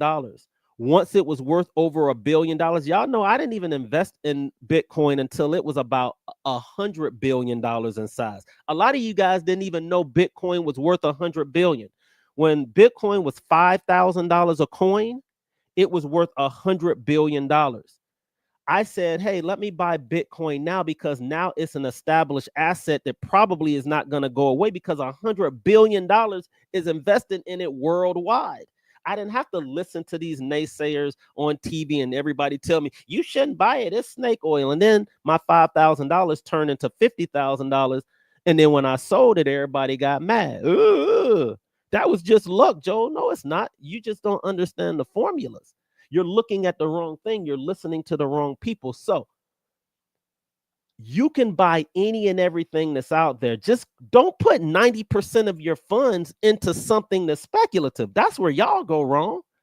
And then some of you guys are too conservative. You guys want your accounts to grow 5 times its value in 2 years, but then you go and you put it into the S&P 500, or you guys are buying bonds and treasury bonds that only grow at like 3 or 4% a year, expecting those accounts to be triple or quadruple in price in 3 years. Like the math ain't mathing. And then y'all get mad at me when I explain that to you guys. Joel, you don't understand. I've been doing this all this time, and my financial planner told me to go this particular. And I'm like, I don't want you to fire your financial planner.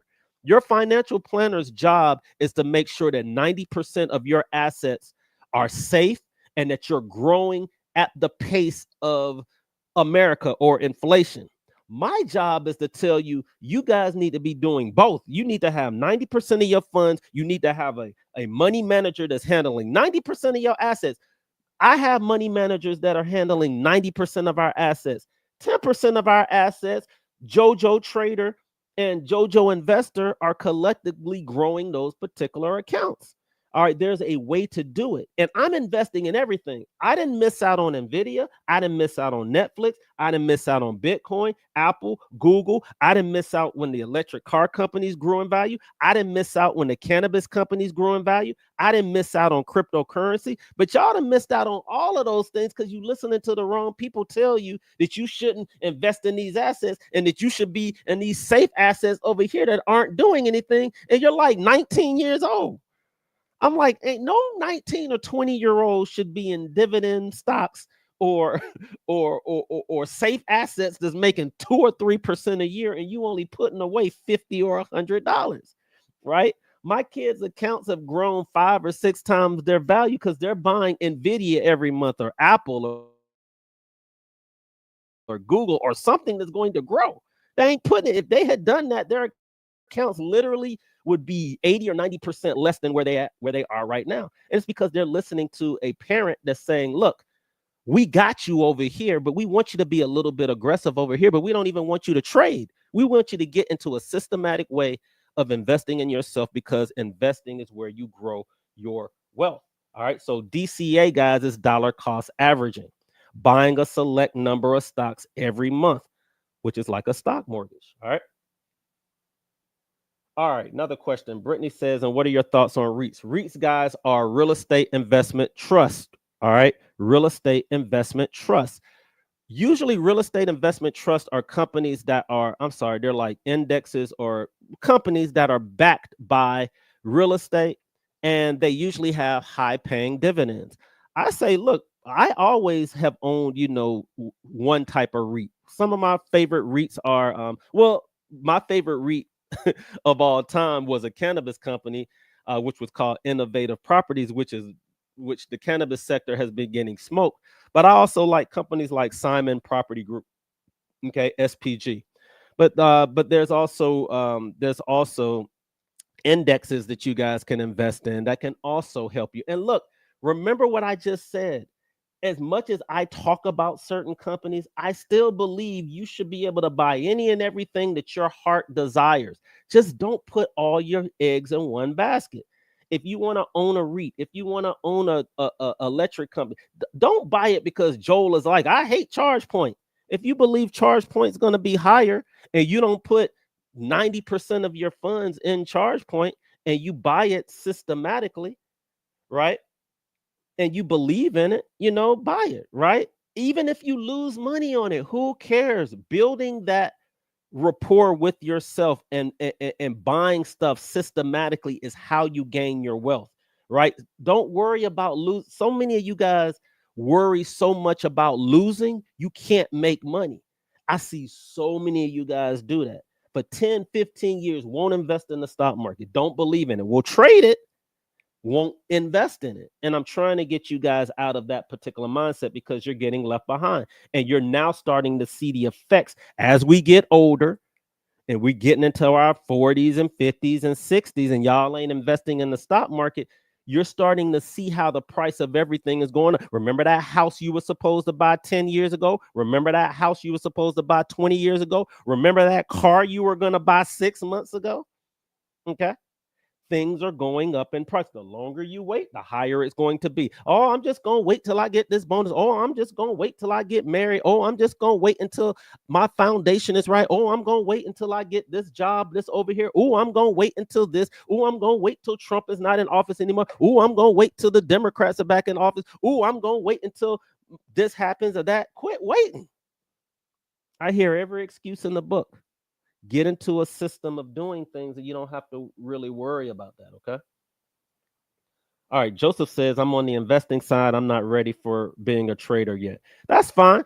But a lot of you guys are trading right now. A lot of you guys are trading right now and don't even know it. Now, Joseph has been in the room and has, so I understand. He understands exactly where he's coming from.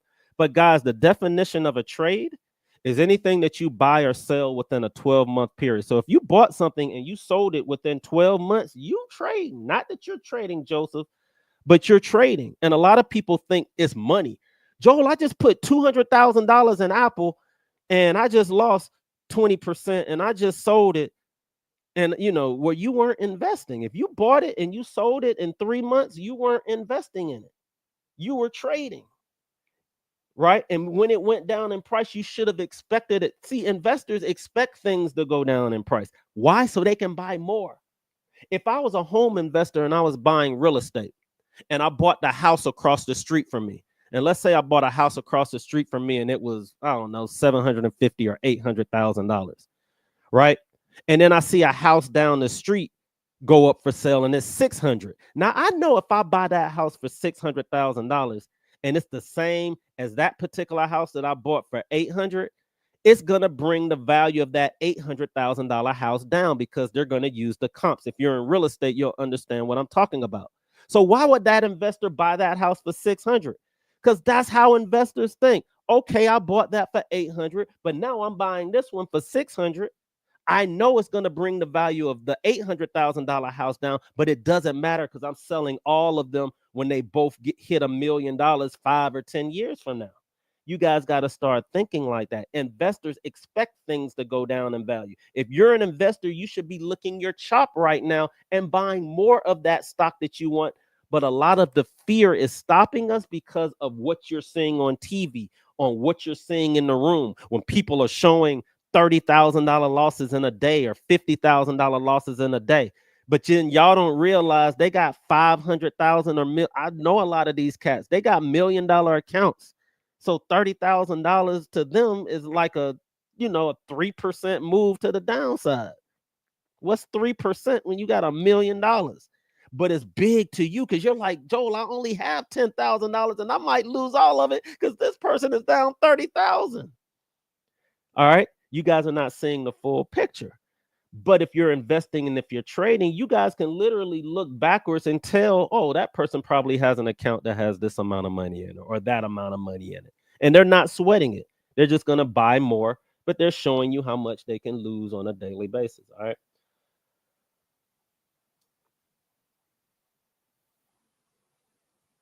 Oh, Powell is speaking. I didn't know that. Uh-oh. Sorry. Why did this? Dang.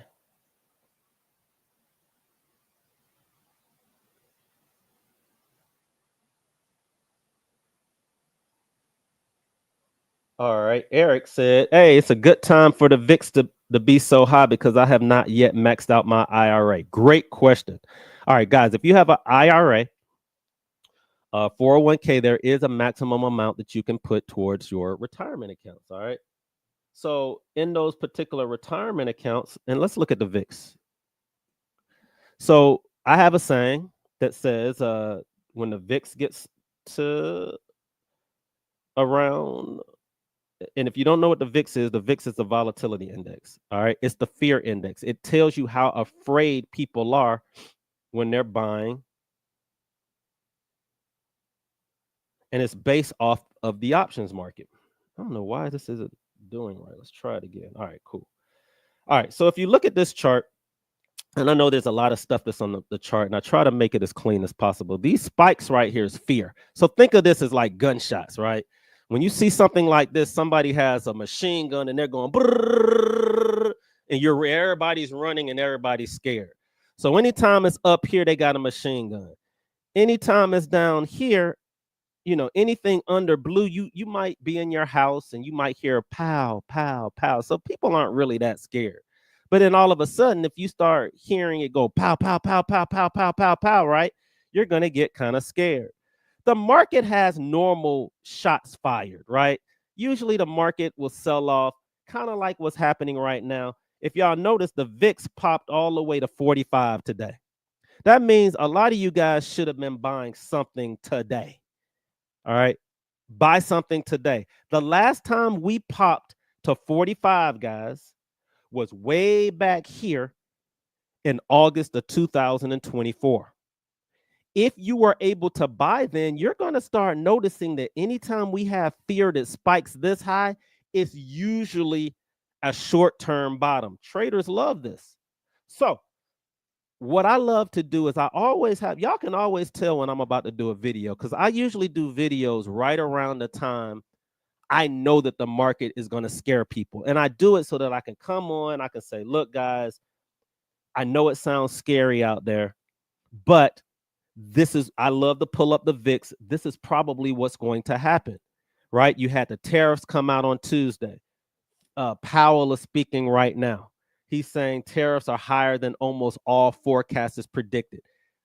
Everybody's out here scaring the market. Everything that can be said is being said right now, right? And the volatility index is just through the roof right now, okay? We might spike again one more day, but I'm trying to tell you guys, this is probably the end. If you're shorting the market and you made a killing, you probably want to sell today. And you got to think about it, it's Friday. So we get Saturday, Sunday, and Monday to literally cool down. Like everybody is so afraid this week. We looked at our 401ks. We're pissed at Trump. We've lost so much money. We've lost like 6-month, 12-month gains.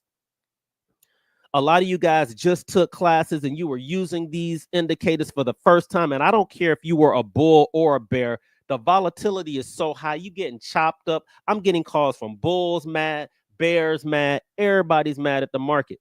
Now, Joel done told y'all to chill for 100 days, but y'all don't want to listen to Joel because Joel's classes are cheap. That means he obviously don't know what the hell he talking about, right? So I'm trying to tell you guys, chill for 100 days. Chill, sit back, learn something. Go learn how to play golf. Go learn how to dance. Go learn how to speak a new language. Chill, and let's see what's happening.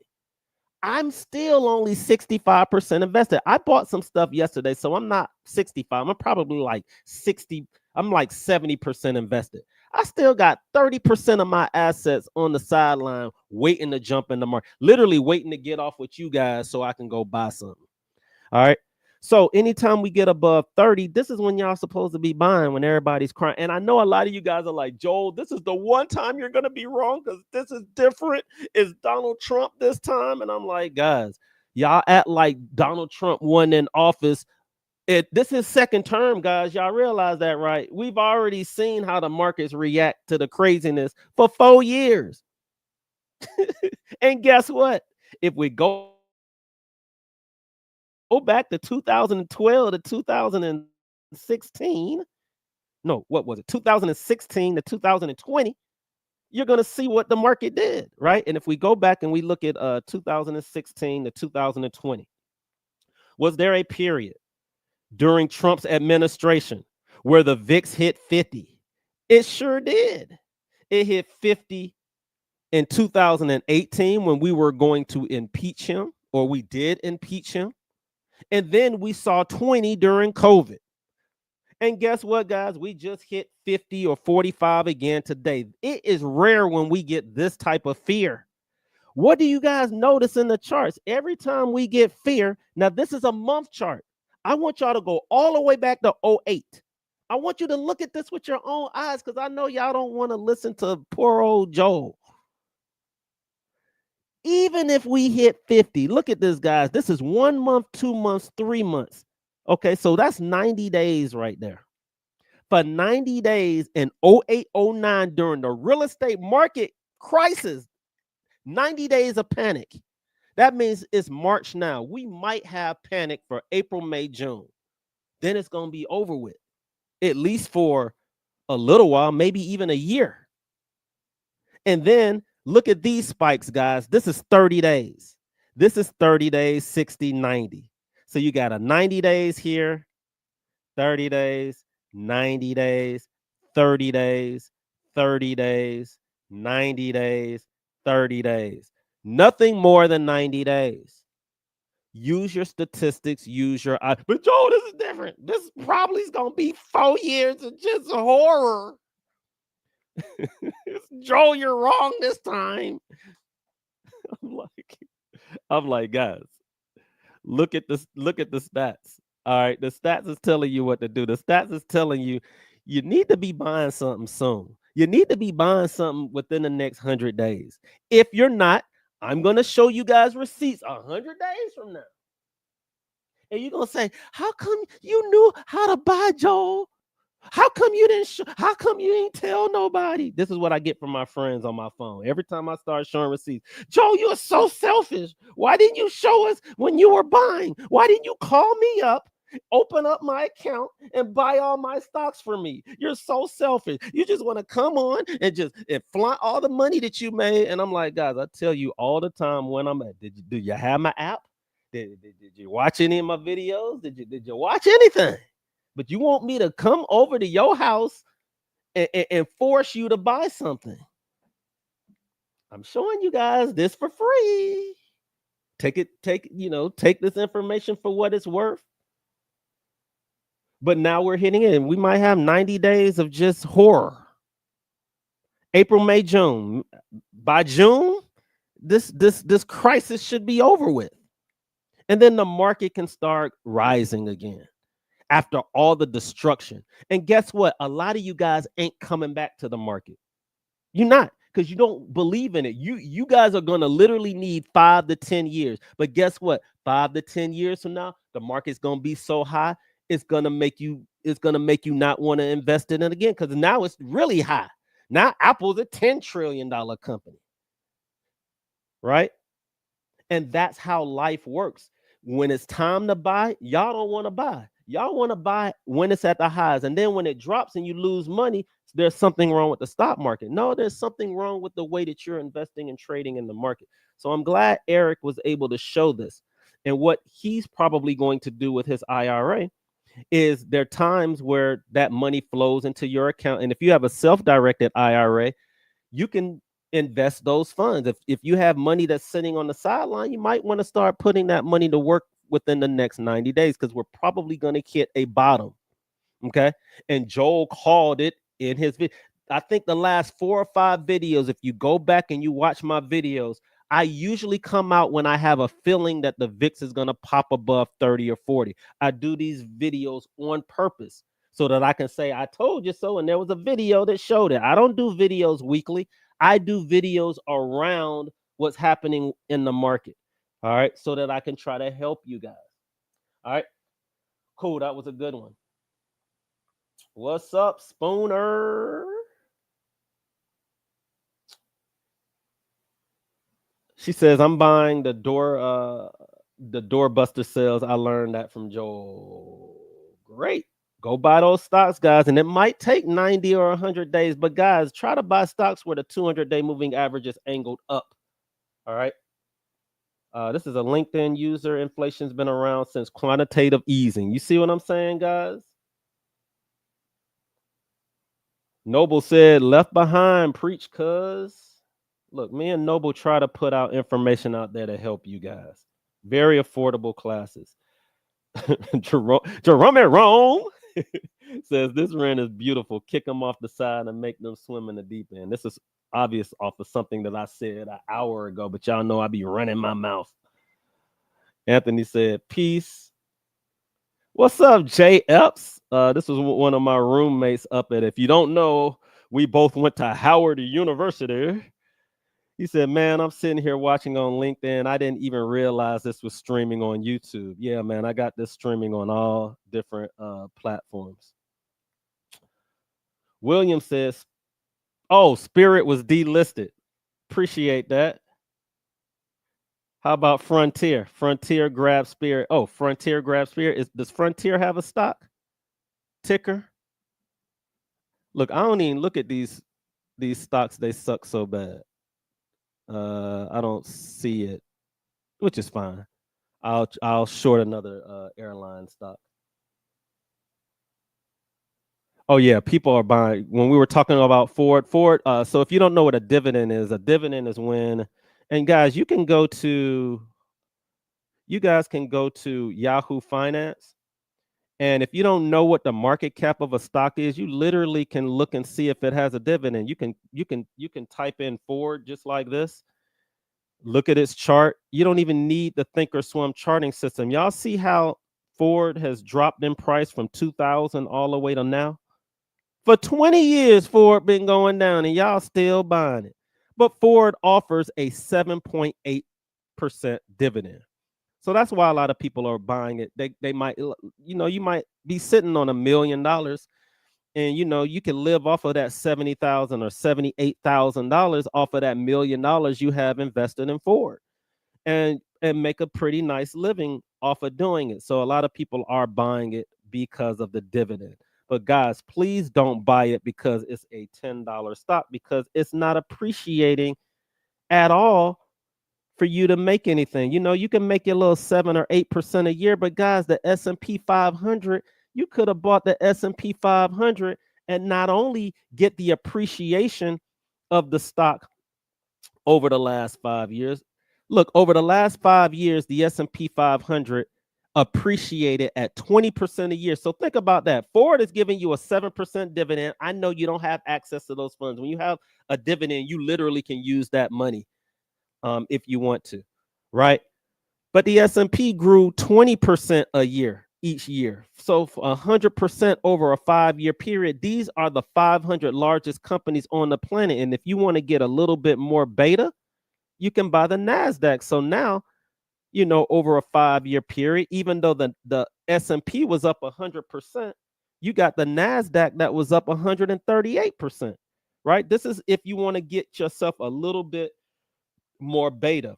And for you guys that don't want to go on Yahoo Finance, you literally can go to Ask Joel GPT and ask the same thing. What is the market cap of Ford? And it'll give you the information like immediately, right? As of April 4th, 2025, look, it pulled up the same chart for you guys, but it's also going to tell you the market cap, 37 billion. But what I love about Ford also is, do you think it's a good investment? Right? And it's going to ask you. Now, listen, I've been working on this. You see how it asks you? I'd love to dig into that with you. But first, let's define what kind of position you're thinking about doing. If you go on a regular chat GPT, it's not going to give you this information.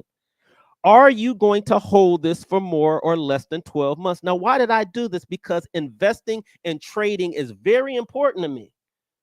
Are you doing this? It's asking you literally, are you a trader or an investor? And y'all didn't even know this. If I say less than 12 months,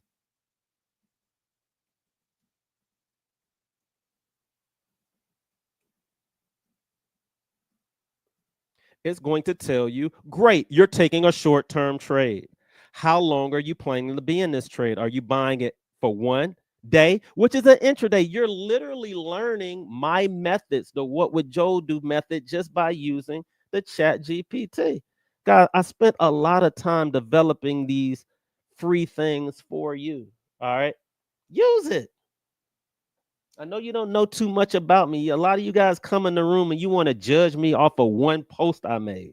And that's the only time I really get offended. Because then I'm like, all right, you come into my room, you try to judge me on one comment. Now, mind you, I'll put out 20 posts. And I say this all the time, and I'll shove it in your face just to show you. I'll create 20 posts, and I literally got a pad over here that says, Joel, you have to put out one rant, you got to put out a positive post, you got to put out a negative post, you got to put out a trading post, you got to put out an investing post.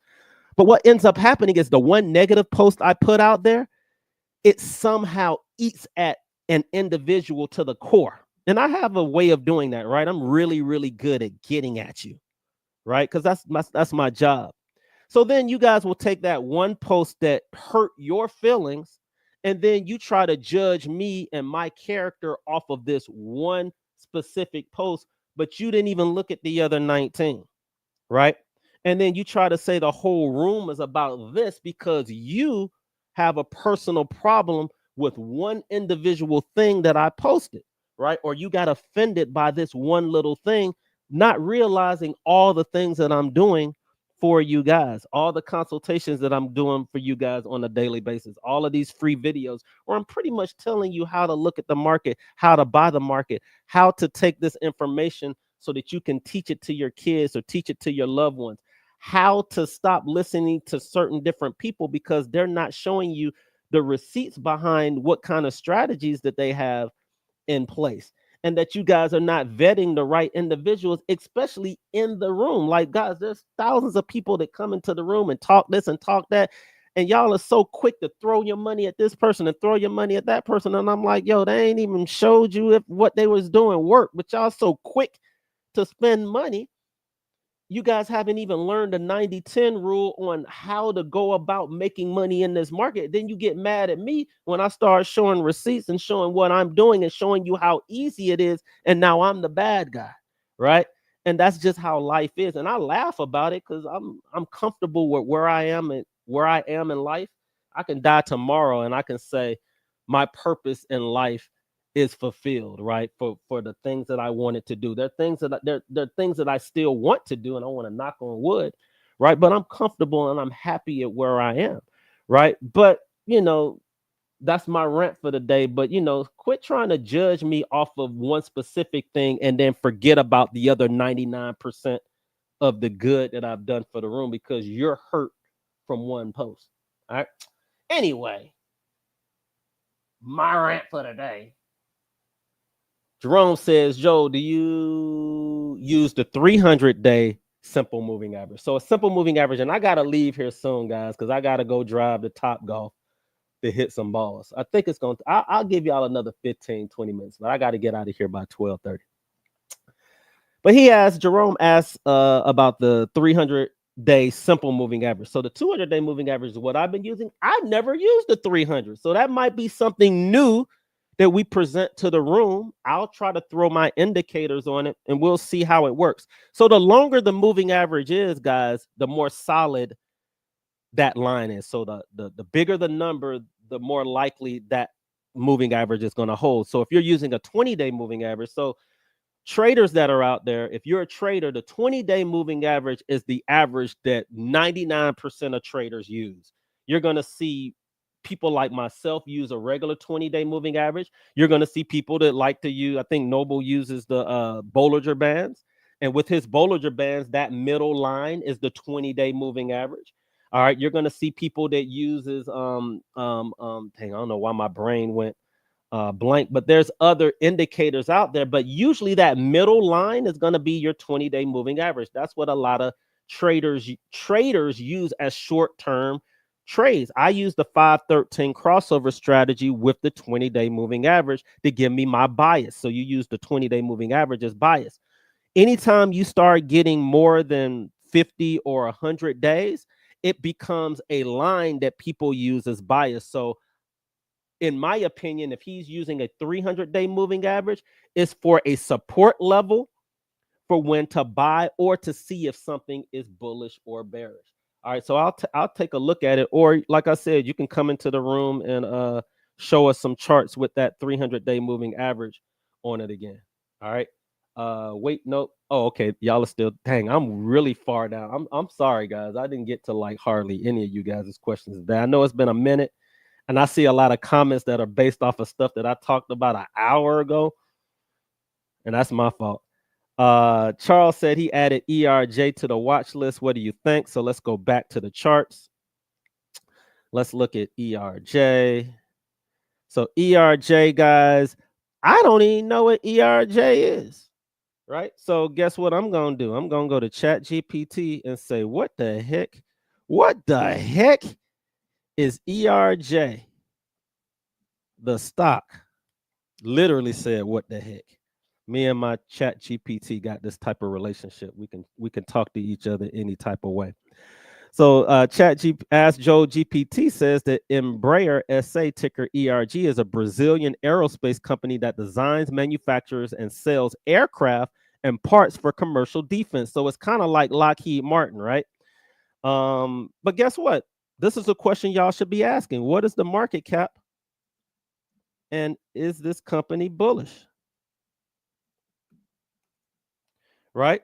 So what is the market cap of ERG? Because if you're showing me a company that's less than $1 billion in market cap, I'm gonna get angry. All right, so the market cap is actually 8 billion in size. All right, regarding the stock's current trend, technical analysis presents mixed signals.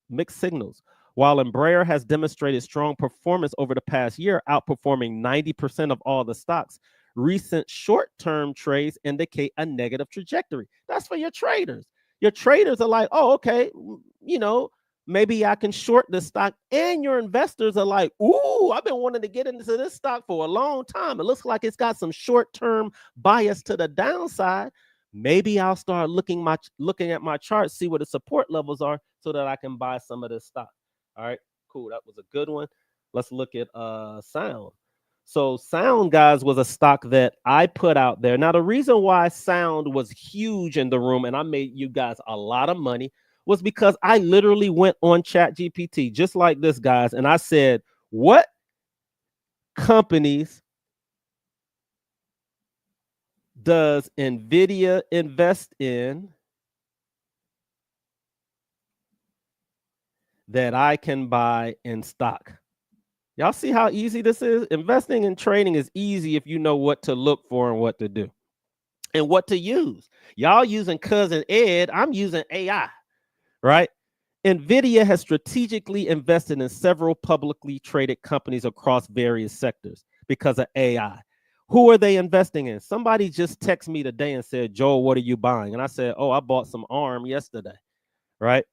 How did they could have easily gone on Chat GPT if they were using it. And I ain't trying to put it out there who I was talking to, right? But you can buy ARM, right? You can buy Applied Digital. These are two companies that I came into the room and told you guys I'm investing in these companies, guys. I also put it out there in my app. And this is something that you guys could have done on your own, got it in 5 seconds. Now, why does this matter? Because, guys, if the largest companies on the planet are buying these companies, chances are they're going to go up short term. So, as a trader, I was buying them as a trade. I wasn't really thinking about investing in them. Now, sometimes my trades do turn into investments. I was trading Nvidia, and then all of a sudden it became an investment. And 5 years later, I'm up 2,000%. All right. But this is how I'm able to find companies. And look here, guys, you see SoundHound right there. Previously invested in SoundHound, a voice recognition and controversial AI company, but Nvidia sold its entire stake in 2024. So guess what, guys? When Nvidia sold their entire stake, what do you think Joel did? He sold his entire stake. If the largest company on the planet is selling it, am I smarter than Nvidia? A lot of y'all think y'all are. If they selling it, I'm selling it. If you in it right now, you could have easily just pulled up your GPT and literally said, what companies have Nvidia sold recently that they own? And I mean, guys, language ain't my thing, right? So my sentences are messed up. I got grammatical errors in all of my posts. A lot of y'all judge me off that. I ain't reading this post. Joel didn't put a period in the right place. Joel, it should have been a semicolon there. I just can't with Joel. And then you miss out on on making money because you so into my grammatical errors. You can tell he's not intelligent. I can't talk to a guy who can't put a semicolon in the right place. All right, cool. You ain't gonna get my stock tips then. So look, SoundHound. SoundHound is one. Serve Robots is another one. So they sold this, they sold that. Oh, okay. They cut their stake in ARM. Look, I'm learning this with you guys today. I'm like, whoa, hold up. I just bought some ARM today. So they cut their stake, but they still own some ARM. So they're out of these two companies. So if you're selling them, or if you were in them for the spike, well, the catalyst happened, the trade happened. You should have been out of these companies. I made like a 200 or a 300% return in Sound. I sold it. I put it out there on my app. So if you're in it, I'm not in it as an investment anymore. I'm in it for a trade. Now, you could have initially bought something as an investment, and then you make if you make 300 or 400% return in like 3 or 4 months, chances are it's probably about to go down in price. All right. So make sure that you guys approach the market the same way.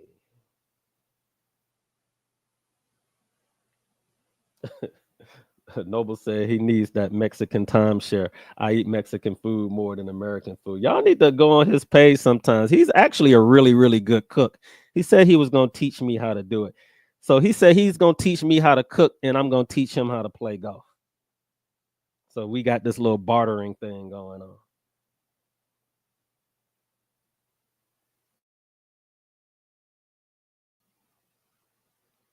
on. Somebody said Jason said that he needs to buy that BMW back. He's also one of them. I'm gonna put Jason out there. He's one of them. Android is better than Apple type cats. But anything technical related, I always hit him up. But he also was like, when CrowdStrike's stock plummeted because of whatever happened in the app, he's basically saying it was the client's fault. All right. Valerie Valencia said APLD. Well, we noticed that Nvidia was selling Applied Digital, right? So when you look at the charts, you're probably going to see something like that happened with Applied Digital,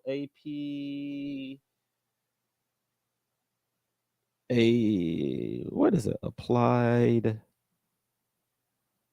Digital AP. I think it was APLD. Oh, there we go. And if you notice, the stock is going down in price. So if I was looking at the week chart, we're just bouncing off the 200 week moving average. So it looks like it is a good investment right here. Again, if Nvidia is out of it and it was propping the stock up, I'll just go to the next stock, right? But if you really believe in Applied Digital and what they have to offer to the community, then go ahead and buy it. It used to be a $12 stock. It's $4 now. It's still bullish as an investment, but as a trade, the 200-day moving average is angled up. We are below the 200-day moving average. So what is the rule? If the 200-day is angled up, it increases your luck. You definitely probably want to buy it, but if you were shorting it, there is some short-term pain to the downside. Felicia. Oh, hold up. Dang. Oh. All right, Palantir. All right, Dr. Sumner. Palantir. Hold on. Palantir. Head and shoulders pattern. See that head, shoulder, not good. Usually a head and shoulder pattern will take you to the neckline, which is right here. So I see Palantir coming down to the $40 level, another 50%. Actually, it could be this neckline, subjective. So there are two areas that it's probably going to. 63. Y'all see how I have an alert already set, which is close to the 200-day. Usually we overshoot the 200-day. I think Palantir might go to 40. I just bought some more Palantir yesterday, and I'll probably buy some more when we get off this call. As an investment, this is JoJo Investor talking, not Trader Joe. Trader Joe is like, have you lost your mind? You see it's going to drop 50% and you're going to buy some more. See, that's why I don't mess with you, JoJo Investor, because you don't know how to buy the market. You see that there's a 513 cross, which means it's probably going to drop for 10 days. But instead of buying it 7 days from now, you're going to buy it now. That just doesn't make any sense to me. It makes sense to JoJo Investor because JoJo Investor says, calm down, Trader Joe. I'm going to buy some today. I'm going to buy some tomorrow. I'm going to buy some next month because I have to make the money. I want $20,000 in Palantir, but I didn't make $20,000 this week. So I can only buy it as I make money. So yes, I see that it's falling in price. I want to get 20,000 into it, but I can only put 1,000 into it every month. That means I need it to be down in price for about 15 months. All right. Trader Joe is like, man, if you just went into the options market, you can make all that money like right away. Right. That's why Trader Joe and JoJo Investor, you got to keep them in separate rooms. That's why you guys are fighting in the room all the time, because you guys don't know the other person's strategy. Right. That's why I always fight myself, because I'm thinking the same way, but I got to take that hat off and think as an investor and think 10 to 15 years down the line. The longer that you guys do both trading and investing at the same time, the clearer and the better you guys are going to get at trading and investing. Palantir, guys, has a contract with the government. So the reason why a company like this is a company that you probably want to hold long term, and I get it. I get Doge cutting funding, cutting government funding. I get that. Money's going to come back into because you got to, like, Palantir literally is doing business like with the Pentagon, right? So, anybody that's working with the government, more than likely they're going to continue. It's like working with the mob, right? You don't just get a job with the mob and then all of a sudden you go away. Once you come in and you learn the secrets of the government, chances are you're going to stick with the government. Maybe you don't make as much money. Maybe they negotiate the contracts, but the contracts that the government negotiate with Palantir has nothing to do with the sentiment of people that are buying the stock hoping that it goes up in price. And also understand this, guys. Palantir also has contracts with other companies other than the government. It's just that their government contract is the largest. If you ever wake up one day and you see that the government has split ways with Palantir, their stock is probably going to drop 30 to 40% that day. All right, so be careful with it, but I like Palantir. All right, that's a good one.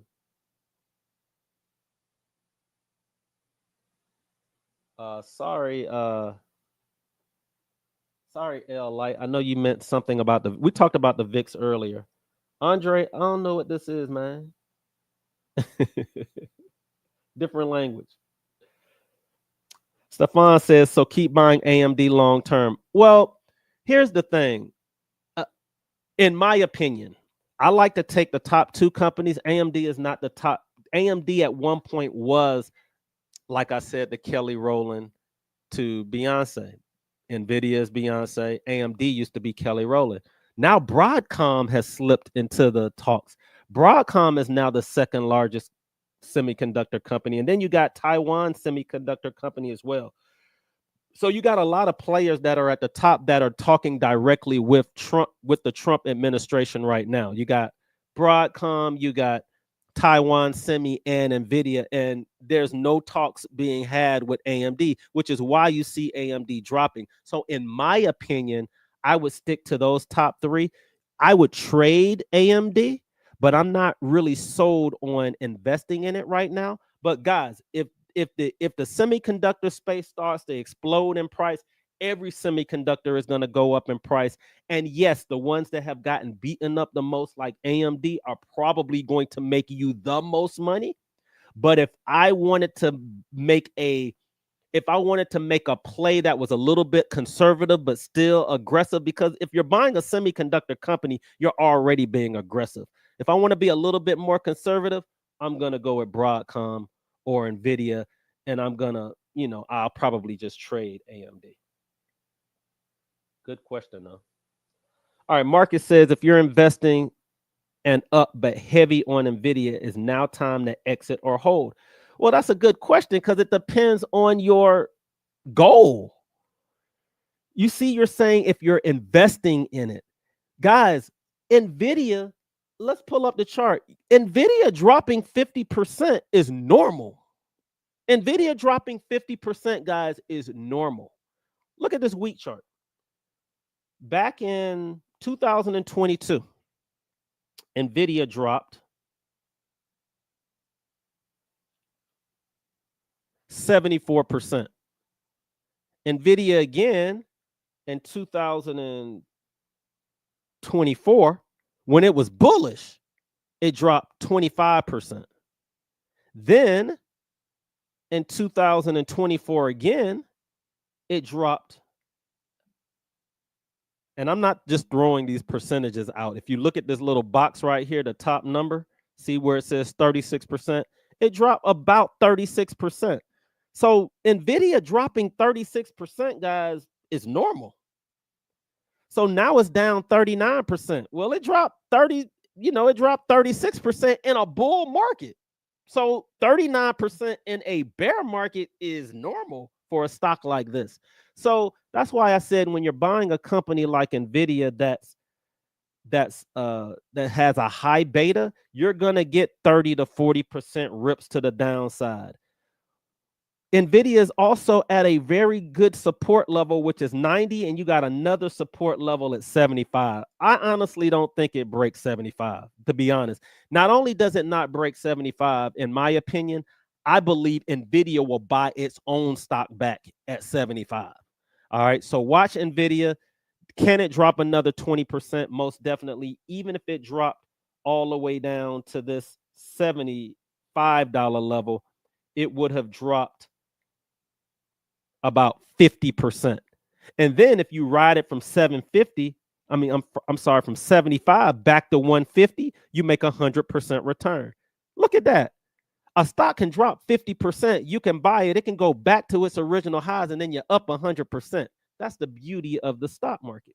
Okay. All right, let's look at Amazon. Sebastian said Amazon. Now, look, guys, if I don't get to your questions, that's because you came in late. That's your fault. You got to get in early, get your questions in early so that you can get your stock looked at. Because I'm going to rant. I'm going to go on a tangent and talk about any and everything. But Amazon, and let's change the charts. We hit an all-time high. All stocks hit an all-time high, 242.52. I'm doing this in real time. We hit a high of $242. Let's pull up a cleaner chart. All right. So Amazon hit a new high, and then all of a sudden we had a 513 cross, and it started to go down in price. Y'all see how easy my charts would have read that downward move? We knew where we were going, back to the 200-day. Now, a lot of people took a chance here, a lot of traders, and a lot of investors bought Amazon for the first time. So think about that psychologically. We finally dropped down to an area, because from 242 to 200, 242 to 200 was a pretty decent drop, right? We dropped like, how much does that say? We dropped like 19%, right? So we dropped 19%, which is a normal move for a stock like Amazon, and we dropped to the 200-day. A lot of people started buying it right around March of last year. And then all of a sudden, it kept going down in price, right? No, I'm sorry. That's March of this year. I said March of last year. So I get it. You bought it as a investment, and now it's going lower. Well, if you loved it at $200, why wouldn't you love it at 171? Because, guys, stocks are going to go against you. Okay? They're going to go against you. If it goes against you, you have to decide if you want to buy more of that particular stock, right? As an investor. As a trader, I get it. If you're trading this and you want it to go to the upside, you bought it here at 197, then all of a sudden we popped to 205 and you were up about 5 or 10%. Traders would have had their stop in place somewhere around here so that if it ever reversed back, you're out of that particular trade. Now, would Joel be shorting right here? Well, if I was using my 513 crossover strategy and you wanted to short Amazon, I'm personally not going to do it unless I see the 200-day angle down. But if you want to short something like Amazon, you should have been in 1 day, 2 days, 3 days, 4 days ago. My strategy would have put you in this short before the tariff news came out. 513 cross happened here. TTM squeeze went red. Now, it did go blue here, and then it went red there. Yesterday, you should have been short. All right. My method says you get in within those 5 days, you'll easily be making money to the downside. I'm not personally shorting something like this, but if you were shorting it and you were using my method, I didn't have to take $20,000 classes, right? To be able to look at this easy freaking trade. If you bought puts on it or if you were shorting it. All right.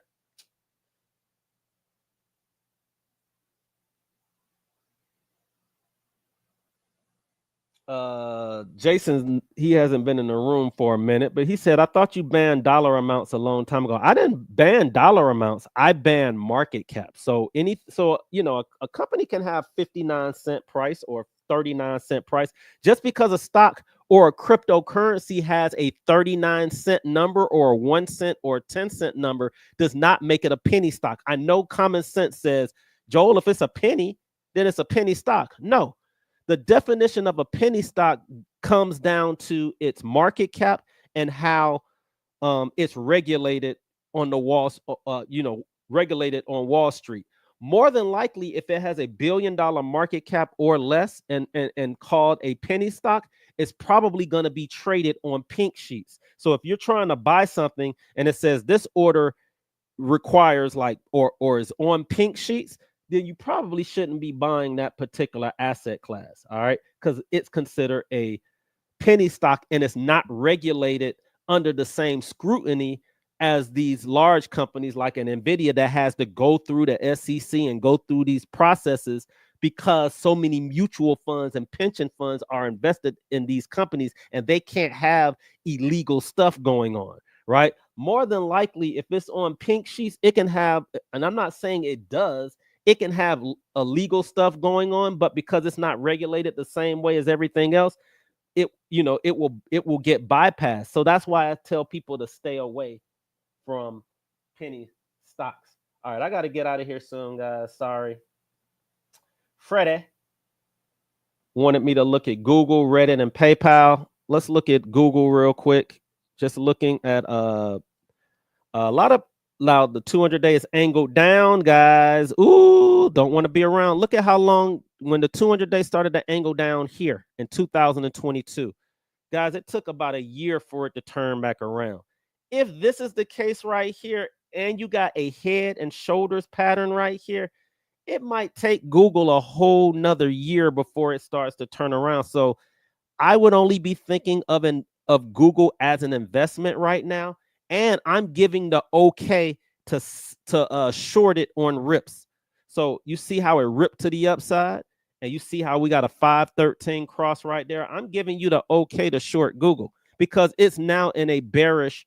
It now has a bearish chart, so I can't say, hey, why are you shorting these good companies? Google is starting to become a short-term bad company, so people like Joel is going to jump on this particular stock to short it. I'm not going to short it when it looks like this, because look at what happens when the 200-day is angled up and you trying to short this. You see how it kept ripping in your face. This is why it was happening. But now that the 200-day is angled down, you're going to get easier trades to the downside until this 200-day starts to angle back up.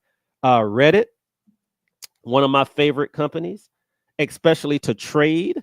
I'm buying Reddit as I only have a couple of specific speculative companies that I'm buying these days. I even bought some for my kids, but as you can see, it's down in their particular accounts. But we're buying Reddit long term, right? Because Reddit is becoming that social media company, and they're about to add AI where they'll have like a chat GPT attached to it. So a lot of the questions that are coming in, you'll be able to utilize Reddit the way that we're using like chat GPT. All right. You got a lot that's on there. XRP, one of my favorite cryptocurrencies. I had a couple of friends that were over in Asia. They said that most of the Asian banks that are out there are using XRP as their international way of transferring money. All right. So these big banks like I think Household Bank, I believe is an HSBC, I believe is the name of it. Asian bank. A lot of you guys don't realize they have already implemented the blockchain into the way that they do cross-border transborder money going back and forth. All right, so make sure that you guys think about that. Freddie also talked about BTCO. Now, what I love about Bitcoin, guys, is if you have a 401k or an IRA, you can now buy Bitcoin in your retirement account. Guys, this is way smarter than buying it in Coinbase, because let's say Bitcoin goes, let's say you buy $50,000 worth of Bitcoin, and this is what I've done, right? So I own a full coin. I bought Bitcoin when this was $49. It was like $50. It's now $82. But I bought $50,000 worth of it. If it ever goes to $1 million and I have it in a retirement account, it's in a retirement account on, for a reason, so that I don't have to pay taxes or minimal taxes on that particular asset. If I have it in Coinbase and that bad boy goes to $1 million, and then one day I decide I want to sell or transfer that $1 million into cash, I'm going to get heavily taxed on it until they figure out if they're going to treat Bitcoin as a commodity, or they're trying to figure out what type of asset to put it in. So Bitcoin is a good one.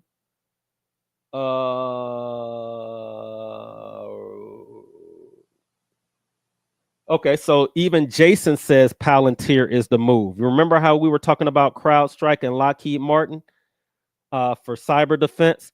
That's why I'm buying a whole bunch of Palantir as well. So, you got a guy that's in that field that's telling you, he's validating that this may be a good move. You still want to pull up your charts. You still want to be able to get in it systematically. All right, guys, I got to get out of here. I apologize that I didn't get to everybody's stocks. I see a couple that are on here that you guys can do on your own, like a Target. Sorry, Brittany. I see Broadcom, VMware. There was only a couple of stocks that we didn't get to. Shamika's laughing at me for my voices and me ranting. Joseph did ask, does the VIX count for crypto? Yes. The volatility index counts for every single solitary asset class that's out there. The VIX is based off of the S&P 500 options. So when you think about that, the 500 largest companies on the planet is involved in everything on the planet. So the VIX does, therefore the VIX does affect everything that's out there. All right, so I'm coming to you guys from Decatur, where it's greater. I'll try to do these. I always say I'll try to do these more often, but the reality of it is I like to come in when you guys are panicking. All right, so if the volatility index stays elevated, you're going to see more of me, right? When it's happy go lucky and everybody's making money, I can spend more time on the golf course. All right. I wouldn't say I'd rather be on the golf course. I can do either or. But I'm coming to you guys from Decatur, where it's greater. Good luck. Are you trading or investing? You need to be able to answer that question. And I'm out of here. Peace.